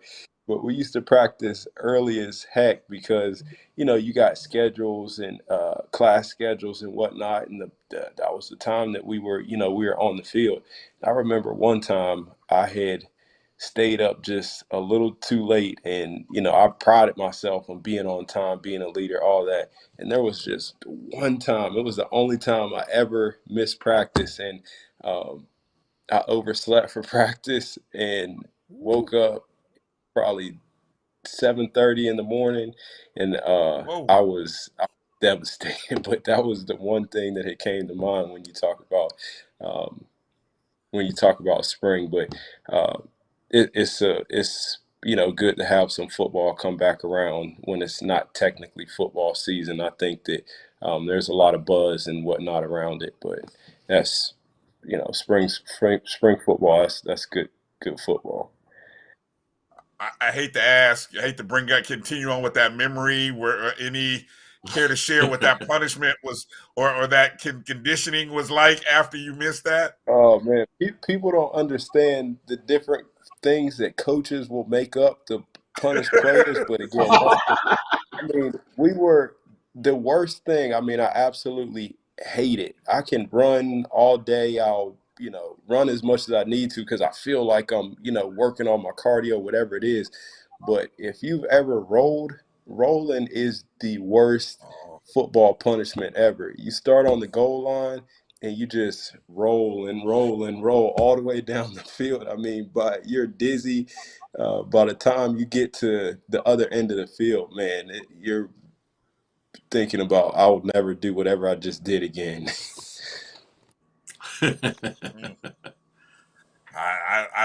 I've seen it. I've seen it. I just walk away because I just know it just looks painful when I've seen it Yeah. happen before. So yeah, And that's a and real quick, guys, before we hop off, I don't know if you talked about it before, but I mean the pro day, I think that was just phenomenal and amazing, and to see the team show up in the capacity that they did, I mean that's what you really hope for and wish for as a program, to have players that are worthy of that recognition, and to actually draw NFL scouts and coaches, and to be on the map. I mean, that was really great to see how the pro day turnout was.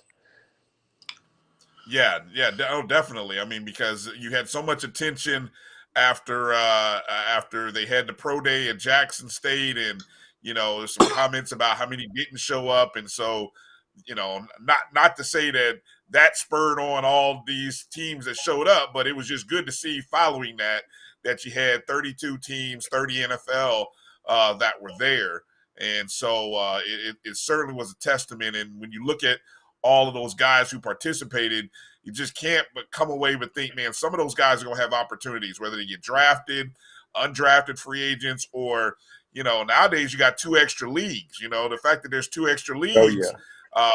leagues, that's more opportunities for guys. Definitely. Absolutely. Oh Yeah. yeah. No, Akil, I let think people know where they can follow you, where they can find you on social media.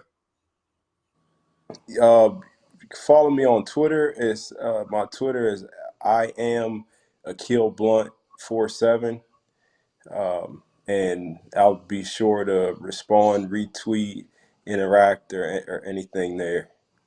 And just, yeah, if you just type my name in, Akil Blount, it'll come up on Instagram, Twitter, LinkedIn, Facebook, anything there. So I'm always looking to connect with my Rattler family. Well said. So, Wonderful. Rattler Nation, if you guys are out there, make sure you go ahead and find Akil on Twitter or Instagram. Hit him up, follow him. Make sure you let him know you appreciate him coming on the show, giving his time this evening. All right. So we appreciate you guys doing that. Akil, anything we left off that you want to mention? Give you the opportunity for the last word before we close out. Man, it's just great to see what FAMU's doing, to be able to graduate from the university and then go represent the university in the different capacities that I'm working in. I mean, I think that we should all just be proud to be Rattlers and to represent. And if anybody out there doesn't know, I mean, FAMU's name carries weight, and it carries a lot of weight out there in the professional world. So, I mean, I couldn't be more proud to be a FAMU Rattler. So let's strike and strike and strike again. There it Let's is. go. There it is. Well said. Akil Blount, thanks for joining us tonight on the ONG Strike Zone. We're going to take a break and come back with our co-defensive coordinators, Coach Ryan Smith and Coach Brandon Sharp. We'll talk to them after the break. Akil Blount, make sure you go hit him up, folks. Twitter and Instagram. Go look him up, find him. And, again, man, thank you for coming on tonight. God bless you, and we'll see you down the road, all right? All right. Appreciate you guys. Appreciate you. All right. We'll be back right after these words. You're watching the ONG Strike Zone. Maureen is saving big holiday shopping at Amazon. So now she's free to become Maureen the Merrier. Food is her love language, and she really loves her grandson. Like, really loves. Oh, that spin class was brutal. Well, you can try using the Buick's massaging seat. Oh, yeah, that's nice. Can I use Apple CarPlay to put some music on? Sure, it's wireless. Pick something we all like. Okay, hold on. What?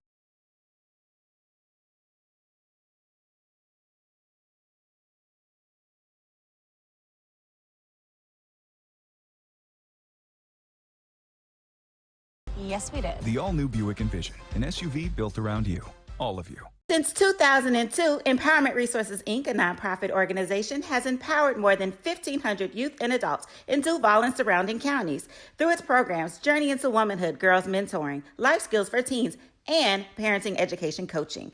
To get involved with programs, volunteer, or donate, visit www.empowermentresourcesinc.org. Follow us on social media, facebook.com/empowerment.resources and instagram.com/empowermentJAX.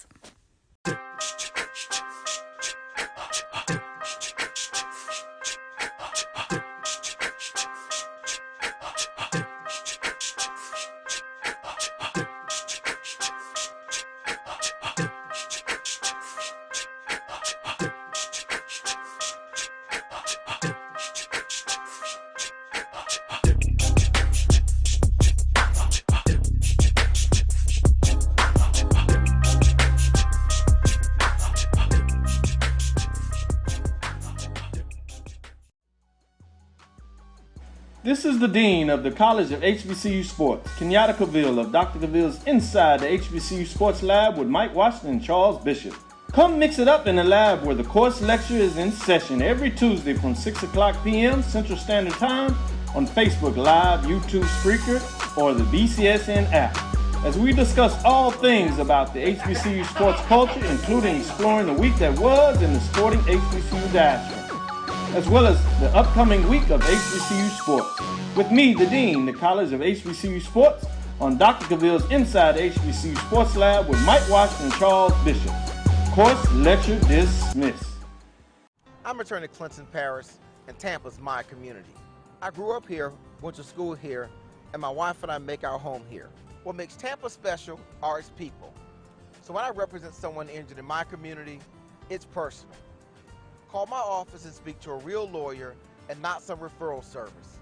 I will fight the insurance companies to get the settlement that you deserve. At the law office of Clinton Paris, we take the pain out of being heard. Itchy, squirmy, scratchy, family not getting clean? Get Charmin Ultra Strong. Go get 'em! It just cleans better. With a diamond weave texture, your family can use less while still getting clean. Goodbye, itchy squirm. Hello, clean bottom. We all go. Why not enjoy the go with Charmin?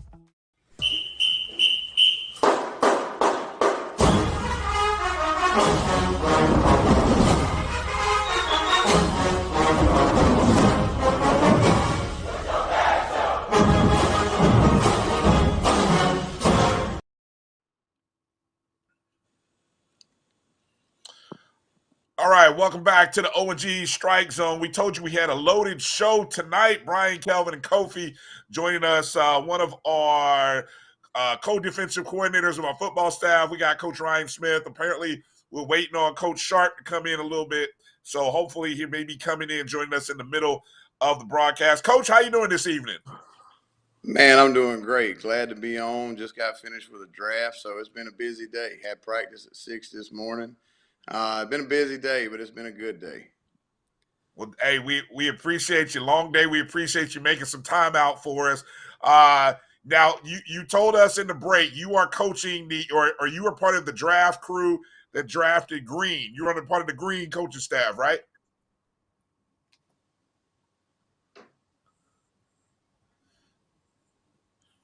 Bryan, can you repeat the question? I'm sorry. That's all right, Coach. I was saying you were telling us in the break you were part of the Green coaching staff in the draft room, correct? Yes, sir. All right. So So break down your draft. Give us your draft analysis. How well you think you guys did. You might have shocked a few people going offensive lineman first. Give us a little explanation on the strategy there. So, all games start in the trenches, so you always got to be able to protect. And, kind of what makes it interesting is you get the first pick, but then they get the next two. So, of course, they took and sometimes you take people just to keep the other team from getting them. So, once they took the two quarterbacks, well, then we were going to take the two receivers, and then it just kind of snowballs from there. But, it's a lot of fun because, you know, you're not only are you trying to get people to help you, but you're also making sure you get people that don't hurt you either on Saturday. So, you know, when we took the two receivers, K Dot and X Smith. So, you know, now you got some home run threats. And then we had a couple backers, and we wound up actually getting our top 4 backers. So that was actually good for us. But, you know, don't remind Coach Sharp of that. Because he'll be on the other team. But, you know, it's all fun. But on Saturday, we all get competitive, and the last thing you want to do is come to work and have to listen to somebody tell you something about a orange and green game, right? So last year we kind of agreed not to blitz, and then when it got on the line, I'm not going to name any names, but Coach Sharp did blitz us one time.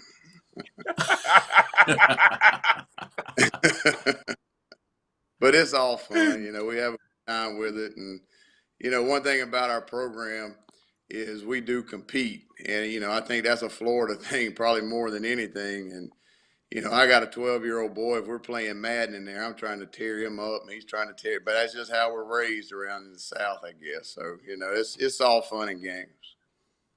I've learned that. I grew up in the Midwest. I'm the only one that didn't grow up in Florida. So I have learned that as I have moved down and become a Floridian over the past 25 years, 30 years. So I have learned that. Well, you know, we cultures you now. We got you broke in. You're ready to go. Yes, sir. Yes, sir. Yes, y'all have. Yes, sir. Go ahead, Kelvin. Coach, last year was your first year as defensive coordinator. You and B Sharp.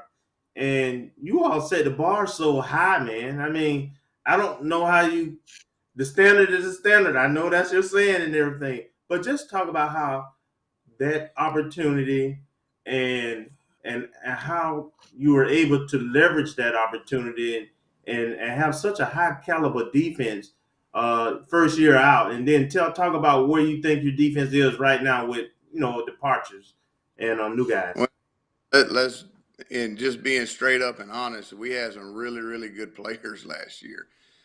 You know, good players make good coaches. And, you know, when you got Marquise Bell and Antoine Collier and Derek Mayweather and Savion Williams, they're going to make you look smart. But, you know, I think what we do a good job of is we find out what guys do well, and that's what we let them do. You know, we don't try to put a square peg into a round hole.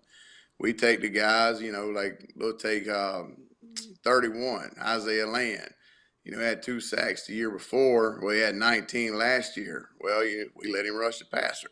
So I think we do a good job of finding out what it is guys do well, and then we try to scheme around what they do well. And then we also try to keep it simple enough for them so they can go play. You know, I got to kind of say it all the time is, doesn't do a whole lot of good to go find a bunch of fast guys and then slow them down in the playbook. So we're going to have answers to problems, but we don't have to have every answer. And then we're going to try to get our guys to play so hard that if we do make mistakes, we overcome mistakes. And, you know, we were blessed to have some really, really good players, but, you know, we got some really good players now. Some of them do a little bit different than what we had that left. So, you know, in the spring, it's about finding out what they can do. And it's also, you know, just getting better at the basics of football, which is getting off blocks, tackling, getting the ball back. But, you know, find out what they can do and then just let them go do it. Let them go play well and, you know, let it go from there. Mm-hmm. Go ahead, Kofi. Hey, Coach, so you were a part of the Nick Saban coaching tree, and talk a little bit about that time spent at Alabama and how you're able to translate that to what you brought to the Heights of Seven Hills at FAMU. Yeah, when I say part of it, like if you had the tree, the tree was sitting on top of me. I was at the bottom of it. But, you know, one thing I do well, I think personally, is I just watch. You know, and I went in, I did not have any kind of answers or wanted everybody to think I knew. I just sat back and I learned from some really, really good coaches, from actually Mario Cristobal and Billy Napier, who are here now, to Burton Burns, Kirby Smart, like all those guys are there. And you just sit back and you watch what they do. You know, like what are they doing? What makes them so much better than everybody else? And then you try to pluck and see what kind of fits you. And then with Coach Saban, I mean, it's 4th and 1 every day. So you better you got to come and bring your work pail, and that's kind of what you bring with you. There's really no secrets. The answer's in the dirt. You just got to be willing to dig them out. Coach, in terms of some of the newer, I know we're filling some key spots on the defensive side of the ball. Obviously, by my count, we may have lost probably about 5 starters or maybe 6. I don't know, however you want to judge that. But in terms of the guys who are filling in that role or filling in those spots or even the transfers, can you give us some names or some guys to watch for in the spring game, or just players who've really stood out and done a great job of doing what you've asked them to do over the spring? Yeah, so General Hunt's had a really good camp. He kind of came on last year, and he's been pretty dominant this spring so far. Johnny Chaney, who was with us last year, he played some as a freshman. He's had a great spring practice. Lovey Jenkins, who we actually moved back into Marquise Bell's position, he's had a good spring. Javen Morgan's had a good spring. Of course, we all know about B.J. Bowler and Kendall Bowler. Those are some names of the guys that's been here. They've kind of stood out. A guy that played for us last year that's really stood out this spring is Martaray Brown. He's had a great spring. As far as the incoming guys, Isaiah Major and Eric Horn are 2 backers we brought in. They've had a good spring. Kamani King is another that we brought in, a nickel that we brought in. Now, he won't be in the spring. He kind of twisted his ankle up, but he was doing well. So, we've got some talent. We're not void of talent. And then, his name slips my mind now, but Stanley Mentor. Stanley Mentor, he's lost weight. He's probably down to around 300. He's gotten a lot quicker, but he's still just as powerful as he's always been. So we're excited about those guys. We're excited to get Isaiah Lamb back. Cam Smith has played really well. So, I mean, we're not empty. We still got some players. We just got to get them playing, peaking at the right time, which would be next fall. Right. Yes, sir. Yes, sir. Go ahead, Kelvin. So, Coach, what are you looking for in terms of performance for the spring game? And then also, with the personnel you currently have, where will your strengths and differences be compared to last year's team? Like last year's team, the back end was pretty strong, and then of course, you had a force with Savion and Isaiah on the ends and so forth, and you had kind of depth throughout. But where do you think your strengths and weaknesses are going to be with the personnel you have right now? Yeah, I think we're developing depth as we speak. I think we're probably more athletic and faster at linebacker than we were last year. We're not as big at safety. We had, Marquise was 200 pounds and so was Collier. But we've actually quickened up with Lovey and J-Mo. So now, they're not going to be the big, just run downhill and be 200 pounds. But they'll stick their face in there. But they actually cover a little more ground. So, we're, like I said, we're still developing depth. But, it's a fun group. It's an exciting group. The main thing for us right now is just kind of getting them on the same page. And, of course, any spring game, our goal is just get through this thing with no injuries and get into summer camp. And, not summer camp, but summer off-season workouts. We got to get back in the weight room, get in shape, all those good things, and get ready for camp to roll around. So, we're excited about what we got. We got a couple of guys committed, a couple of guys signed that we signed back at Christmas that we're ready to get in and get rolling. And it's exciting right now. We're ready to get going. I guess fall camp, that is. We're right in the middle of spring, so. Be here before you know it, Coach.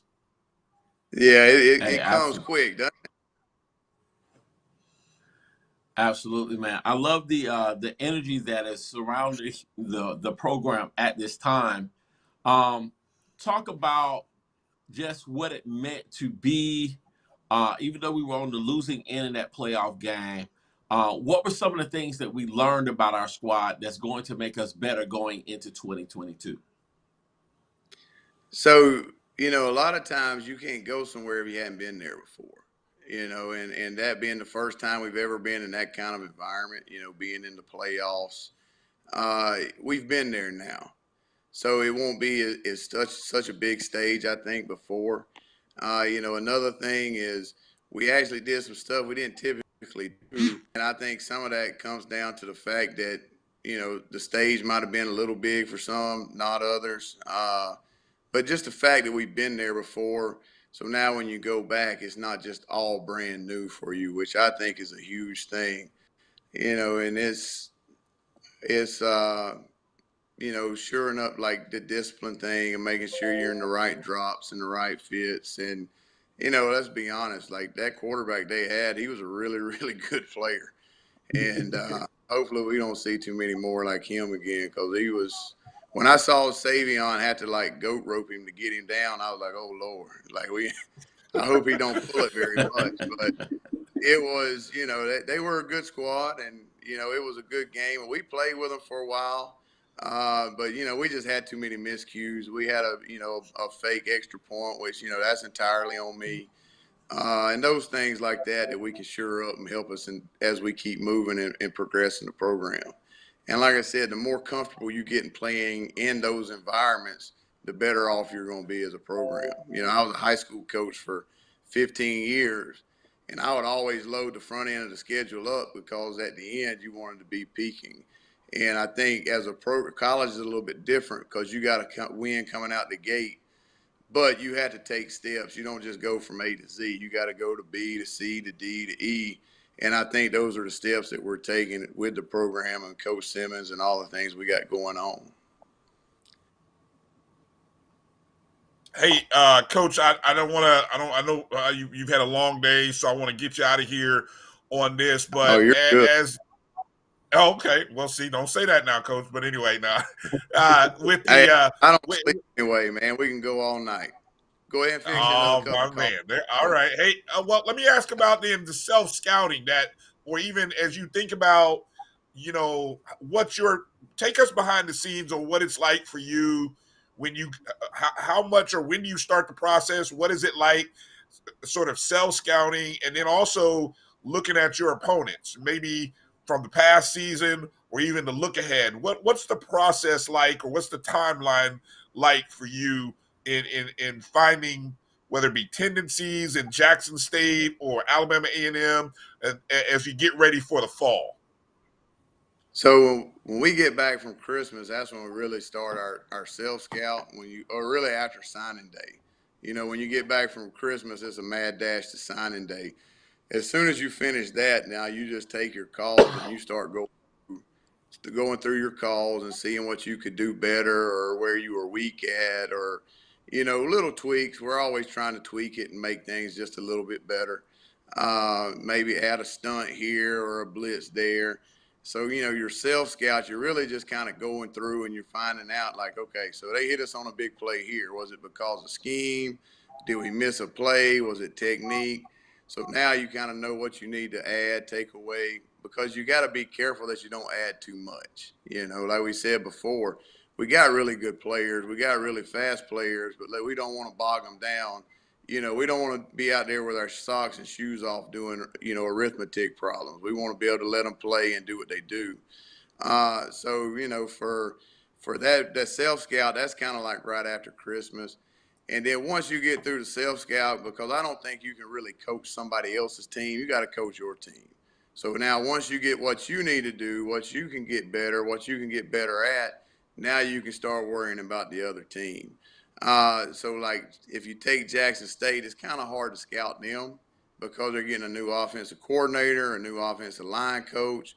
So it's going to be a little bit different. Now we know, kind of what he's going to do, but we don't know exactly what he's going to do. So now you're just trying to look at players. So, like, of course, you're going to always start with the quarterback. If you're going to beat a team, you got to affect the quarterback. And that's our goal. Every year our goal is to lead the country in sacks, tackle for losses, and turnovers. So like last year, we had 91 tackles for losses and 42 sacks.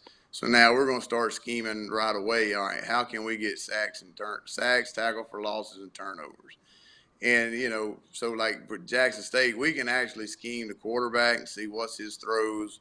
Where does he go to when he gets third and long or he's under pressure?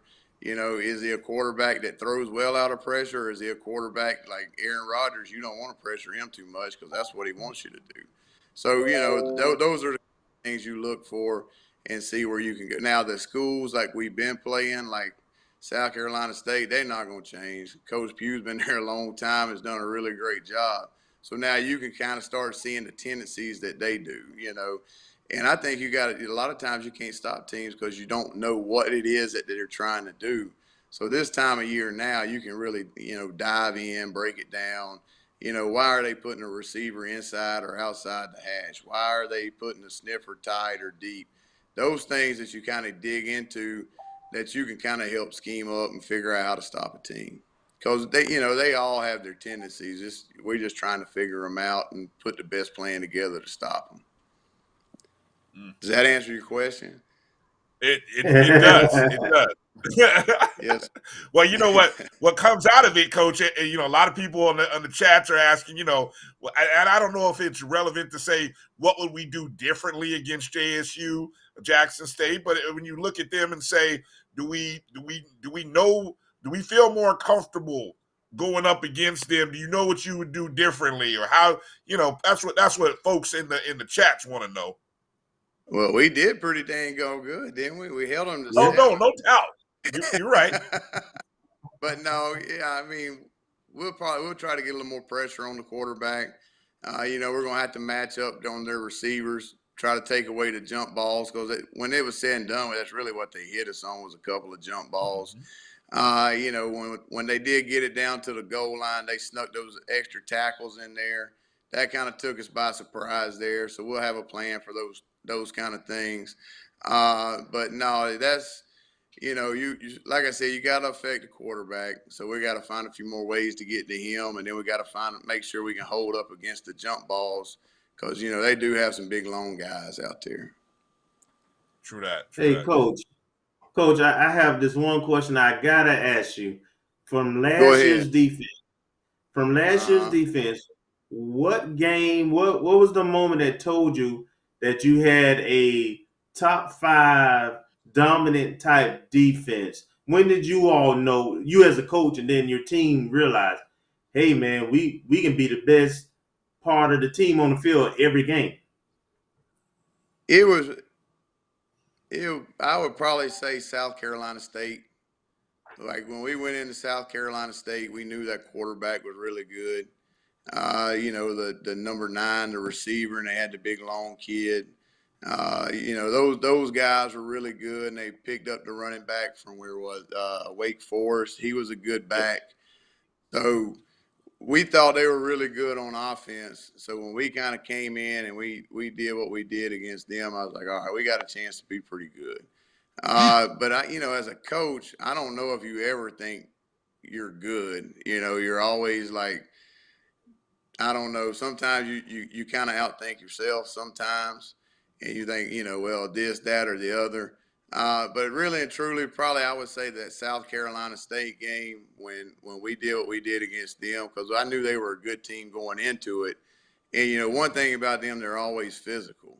And we were able to match that with them. Then I said, we got a chance to be pretty good this year. And thank goodness we kept up with it, kept it going. And nothing was like that Bethune game, right? And that what was it, that third quarter with the 2 turns. Yeah, that was a good night to be a Rattler, wasn't it? Amen, brother. God was right on time, wasn't it?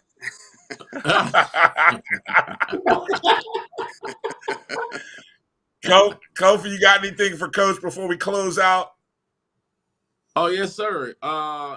Just really, man, just that championship energy that you guys came out with in the second half of the Bethune-Cookman game was, I want to say, just absolutely phenomenal going into that third quarter. Everything just absolutely came together. What would you say the most difficult thing is as a coach in terms of getting kids to buy into the scheme, or just what would you say the most difficult thing is, or the most difficult aspect is when it comes to coaching? You know, you get that question a lot, because everybody says, well, kids nowadays, they've changed. Honestly, kids nowadays have not changed. It's us as adults that have changed. Kids actually want to be held accountable. They want to be told the truth because they want to get better. And you can't do those things if people aren't upfront with you and honest with you. Now, you can't just, be rude or those kind of things without them knowing that you care about them. And I think our guys know that we care about them. I think that, we do take care of them and we do things to show them that we care about them. Like we've got great kids here. There's some times that it's been tough in the transition and whatnot, especially when we first got here. That, now a lot of those things have worked itself out, and it's beautiful right now. We got things rolling our way. Rattler Nation is behind us, but not one time since I've been here that I think, our kids aren't with us. They've been with us from the start, from the jump. And it's really an awesome place to coach. It's really awesome kids to coach. And I think, we've done a good job of, in the recruiting process, making sure that we got kids with energy. You can't recruit a dead fish and then expect him to have juice, And when you talk to people on the phone, you can tell if they got energy. Like if you're trying to pull answers out of them, it's probably going to be the same way when they get there. So, we try to make sure guys love ball. I think that's a big question for me now is, do they love football? If we played at 6 a.m., actually we played practice this morning at 6 a.m. under the lights, half the stadium's down, so only half the lights are working, but we're running around playing, having a good time playing. Man, those guys love football. And, it's hard to beat a bunch of guys that love football and believe in each other. And, since I've been here, I've never felt like our guys wasn't ready to go play or had bought into what we were doing. That's a big thing for us right now. And I appreciate the heck out of them because, like you said, we were new last year. You had two new guys coming in saying this is what we're going to do. And they bought in hook, line, and sinker, and, the rest was history last year. Now we got to go do it again, right? Like you said, we raised the bar. We might have raised. I might need to retire, hadn't I? Can't get. Don't do that, Coach. No, we need you. Man, we want to get that number one spot, and like we say it all the time, the standard is the standard. We didn't set the standard; the guys before us set the standard, and that goes all the way back to Coach Gaither. I mean, he set the standard, and that's a heck of a standard to try to reach. But it's up to all of us to hold FAMU to that standard. Whether it's us as coaches, them as players, or our fans. We got the greatest fan base in the world. Everywhere we go, we got more people than they do. And, it's an honor to be here, and it's a lot of fun to be here. And I think our kids understand that, and, they come out to practice every day with that same kind of energy. Well said. Coach, we appreciate your time this evening. Again, you said you're coaching the green team. You care to make any predictions for tomorrow? I predict that we're gonna kick off at what, 2:00? How about that? Yes, sir. So, but no, we're gonna have a good time, and man, we look forward to seeing everybody out there. And I mean, like we say here in the South, we got two seasons. We got fall football and spring football. So we're in the middle of spring. So come out and enjoy the day and get to watch the ball fly around and have a good time. Well said. Big day on the hill. Spring game. You got junior day, so be a lot of big recruits in town as well. So Rattler Nation, make sure you guys come out. Hey, Coach Smith, man, we appreciate your time this evening. I know it's been a busy day for you, so it's very much appreciated you giving up some time tonight. Anytime I can talk ball, I'm all in, right? So I appreciate you guys having me, and thank you for what y'all do. Hey, thank you, Coach. Thank you. All right. Have a good evening, Coach. Have a good evening. All right. Hey, Rattler Nation, y'all make sure you send Coach Smith some love. Hit him up on I don't know, is Coach on Twitter, or he is on Twitter, or is he? He's on Twitter. Everybody's on Twitter. Yeah, he's on Twitter. Oh, go ahead, Coach. Go ahead. If you go type in hashtag Smitty Rock. I'm Smitty Rock. The Rock. I'm the Rock stunt double. If you've ever seen me with my shirt off, you know exactly what I'm talking about. But actually, if you type in hashtag Smitty Rock, it'll pop up. There it is. Hashtag Smitty Rock. All right. Yes, all sir. right. Thank you, Coach. Have a great evening. You too. Let's you go. Too.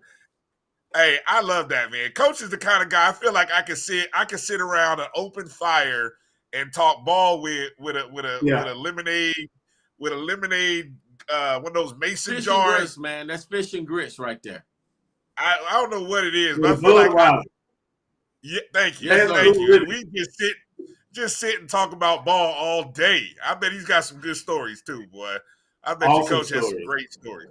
Awesome stories, man. See, I tell you, man, Coach Simmons, he knows how to bring some quality people, man, to the staff. That is awesome, man. And we'll have to find time to get Coach Sharp some other time. We couldn't, work it out and have him on. I've seen a lot of good things by the people on the chats. Kelvin, you found the roster. Coach Simmons said the roster was online. I couldn't find it, but you said you had the roster for the game. What do you see on that roster? Go through maybe the first couple of draft for people who missed the draft and you want to go through the whole thing of watching it on Facebook again. Kelvin, go ahead and break it down for everybody. Since we just had Smitty Rock on, I'm going to talk about, because he know what he did with the green team, right? He a defensive guy. He the linebacker coach. So he loaded up with his guys, basically, right? So after they went, the green team went offensive tackle Jalen Ghost first. Then they got the receivers, like you said, to retaliate for the orange team getting the two quarterbacks, and Rashawn McKay and Musa. So he tried to make sure they have limited weapons. So he got Zay and Sherrod with the next picks. From then on, the next three picks the green team got was all linebackers. Montre, Isaiah Major, John Chaney, and then Lovey Jenkins. So they did end up getting they got all the receivers. They got David Manigo too with their next pick. And they got all the second and third string quarterbacks. Ja'Cory Jordan, John Howard, and Cameron Sapp. Yeah. So they got Richard Summers from the D-line. What about the running back? He mentioned having the running backs. Does he have Jennings? No, Jennings is on the orange team. The orange team, that's the difference between the two teams. The green team is heavy defense. The orange team is heavy offense. But they do have some trick because they have all the top three quarterbacks coming into camp. But they also have the Bowler brothers. They have a Morgan, which Coach mentioned. They got transfer defensive lines, Dre Jones and Stanley Mitchell. They have Cooks, the other transfer DN, Cameron Smith. So they have the pass and the skilled people, the receivers. They also have Jennings. They have Jalen McLeod. They have Kamari Young, the tight end. Wow. So they're built on offense with a nice mix of defense. Whereas Green is built more on defense with the offensive skilled people they do have on the Green. They do have Coates, transfer running back from Georgia State. Yeah. And Zion Riley. Yeah. Let me ask Kofi. Let me ask you, Kofi, when you see that quarterback mix where the top three guys going to orange, is this? It feels like this is a great opportunity for Cameron Sapp to finally kind of have an opportunity to show what he's capable of doing. Do I read that right, or how do you read the breakdown for the quarterbacks and maybe some other positions that you're interested in.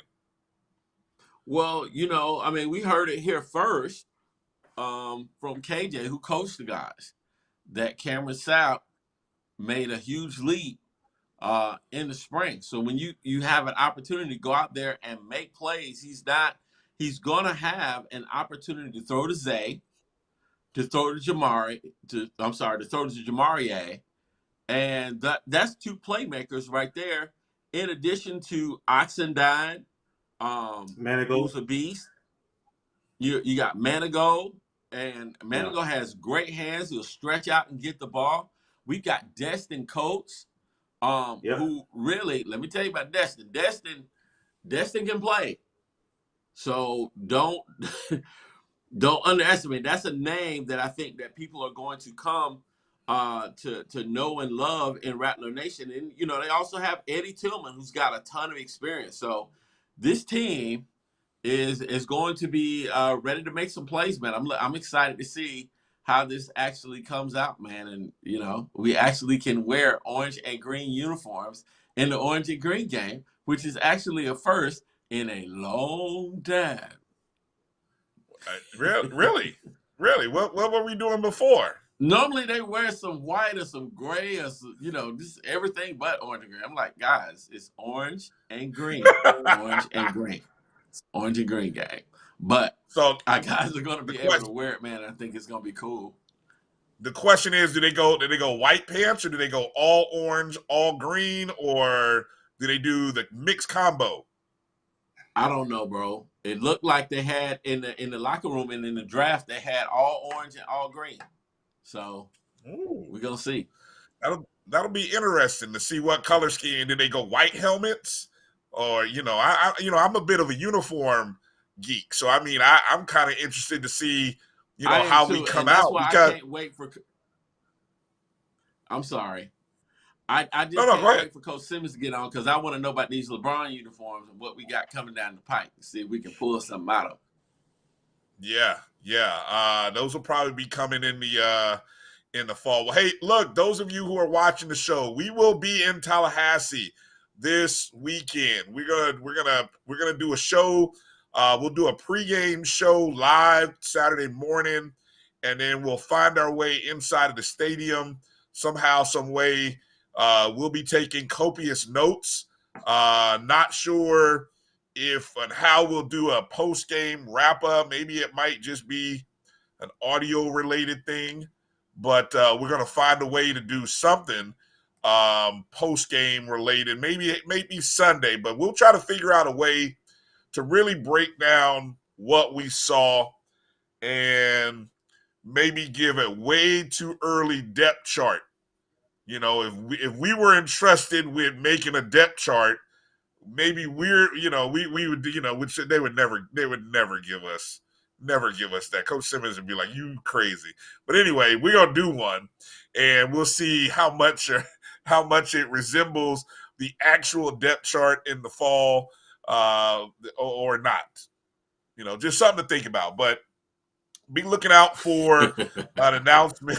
Be looking out for an announcement as to what time we're going to go live. We'll see if we can line up some folks to come talk. But it'll just be one of those things we do on Saturday morning to kind of get you ready, maybe really go down the roster with a little more depth for the spring game. Maybe talk about some interesting battles that we'll be looking at, some evaluations to see who does what.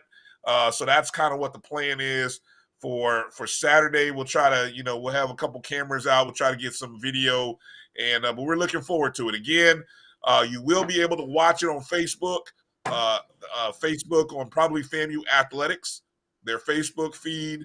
You'll be able to watch it. We heard from Albert Chester earlier, so we appreciate him for coming on and talking about it. And then, of course, if you're going to the stadium, it's a $10 cover, but you can't go to the stadium with cash. You have to go buy your tickets either at the ticket box or the ticket office. So don't go to the stadium with $10 thinking you're going to get in. It's not going to work that way. So go to FAMUathletics.com. Make sure you get all the details on how you can go watch the game live. Of course, half the stadium is being rebuilt, but that's okay. Bring some bring some a hat, visor, and some sunglasses, because you will be on the side where the sun will be setting. So that just to let you know. Anything else I left off, Kelvin, or anything you want to add before we break out? The only thing I'll add is that we, as a roundup issue, tennis team swept BCU. Anytime we beat BCU in anything, I got to bring it up and they give a shout out, because that's what we do. We Rattlers. We beat Wildcats. Yes, we do. Let's go. And softball got to win. Softball, and we only won 1 of 3, but we didn't get swept by the Wildcats, and we ended the last one. So we left out of Daytona Beach with a win. That felt good, right? Yes, absolutely. Yeah, Kofi, anything you want to add before we close up? Anything you left? Man, I just want to reiterate how amazing this weekend is going to be. So if you're not, even if you are doing something, find a way to support the Orange and Green game. There's a lot of initiatives going on. They've got a whole party going on at the Moon that people can support and be a part of. It goes towards the 1978, I believe, foundation for the summer school for our athletes. So this is an excellent opportunity to support FAMU and the FAMU football program. I'm sure that the football alumni boost organization has a lot going on. So please spread the word, guys. We want to go on ahead and pack out the one side that we do have and let this team know how much we care about them and what we're looking forward to in the fall. Let's go. Yes, indeed. I feel like there was probably something I wanted to add, but there's so much going on. Just really thankful for today's show. Appreciate Albert Chester, Akil Blount for joining us, Coach Smith for coming on. Big show. Thanks to all of you out there in the chat rooms. Great commentary, back and forth discussion, and a lot of positive things to talk about. Make sure you're following us on Twitter, Instagram, Facebook, at ONG StrikeZone. Go download the Jericho Broadcast Network's app on your Google or Apple Play Store. MyJBN, MyBCSN is where you can find it. If you have any thoughts and questions, send us an email, ongstrikezone@gmail.com. We want to hear from you. Let us know what kind of guests. Who would you like for us to go out and get? A lot of people out there that you'd like to hear from. So let us know, who you would like to hear on the ONG, and we'll work hard to try to bring them on to the show. And that's going to do it. So I'm really thankful for the show. Thanks for everybody's participation. Rattler Nation, for Kofi, for Kelvin. Shout out to our producer, Melody, in the background. You guys be safe. Look out for one another. We'll see everybody Saturday up on the highest of 7 hills in Tallahassee. You guys be good to each other. Make sure, Rattler Nation, that you strike, and strike again. Strike hard, again. Rattlers. All right, guys. Be good. Be safe. We out.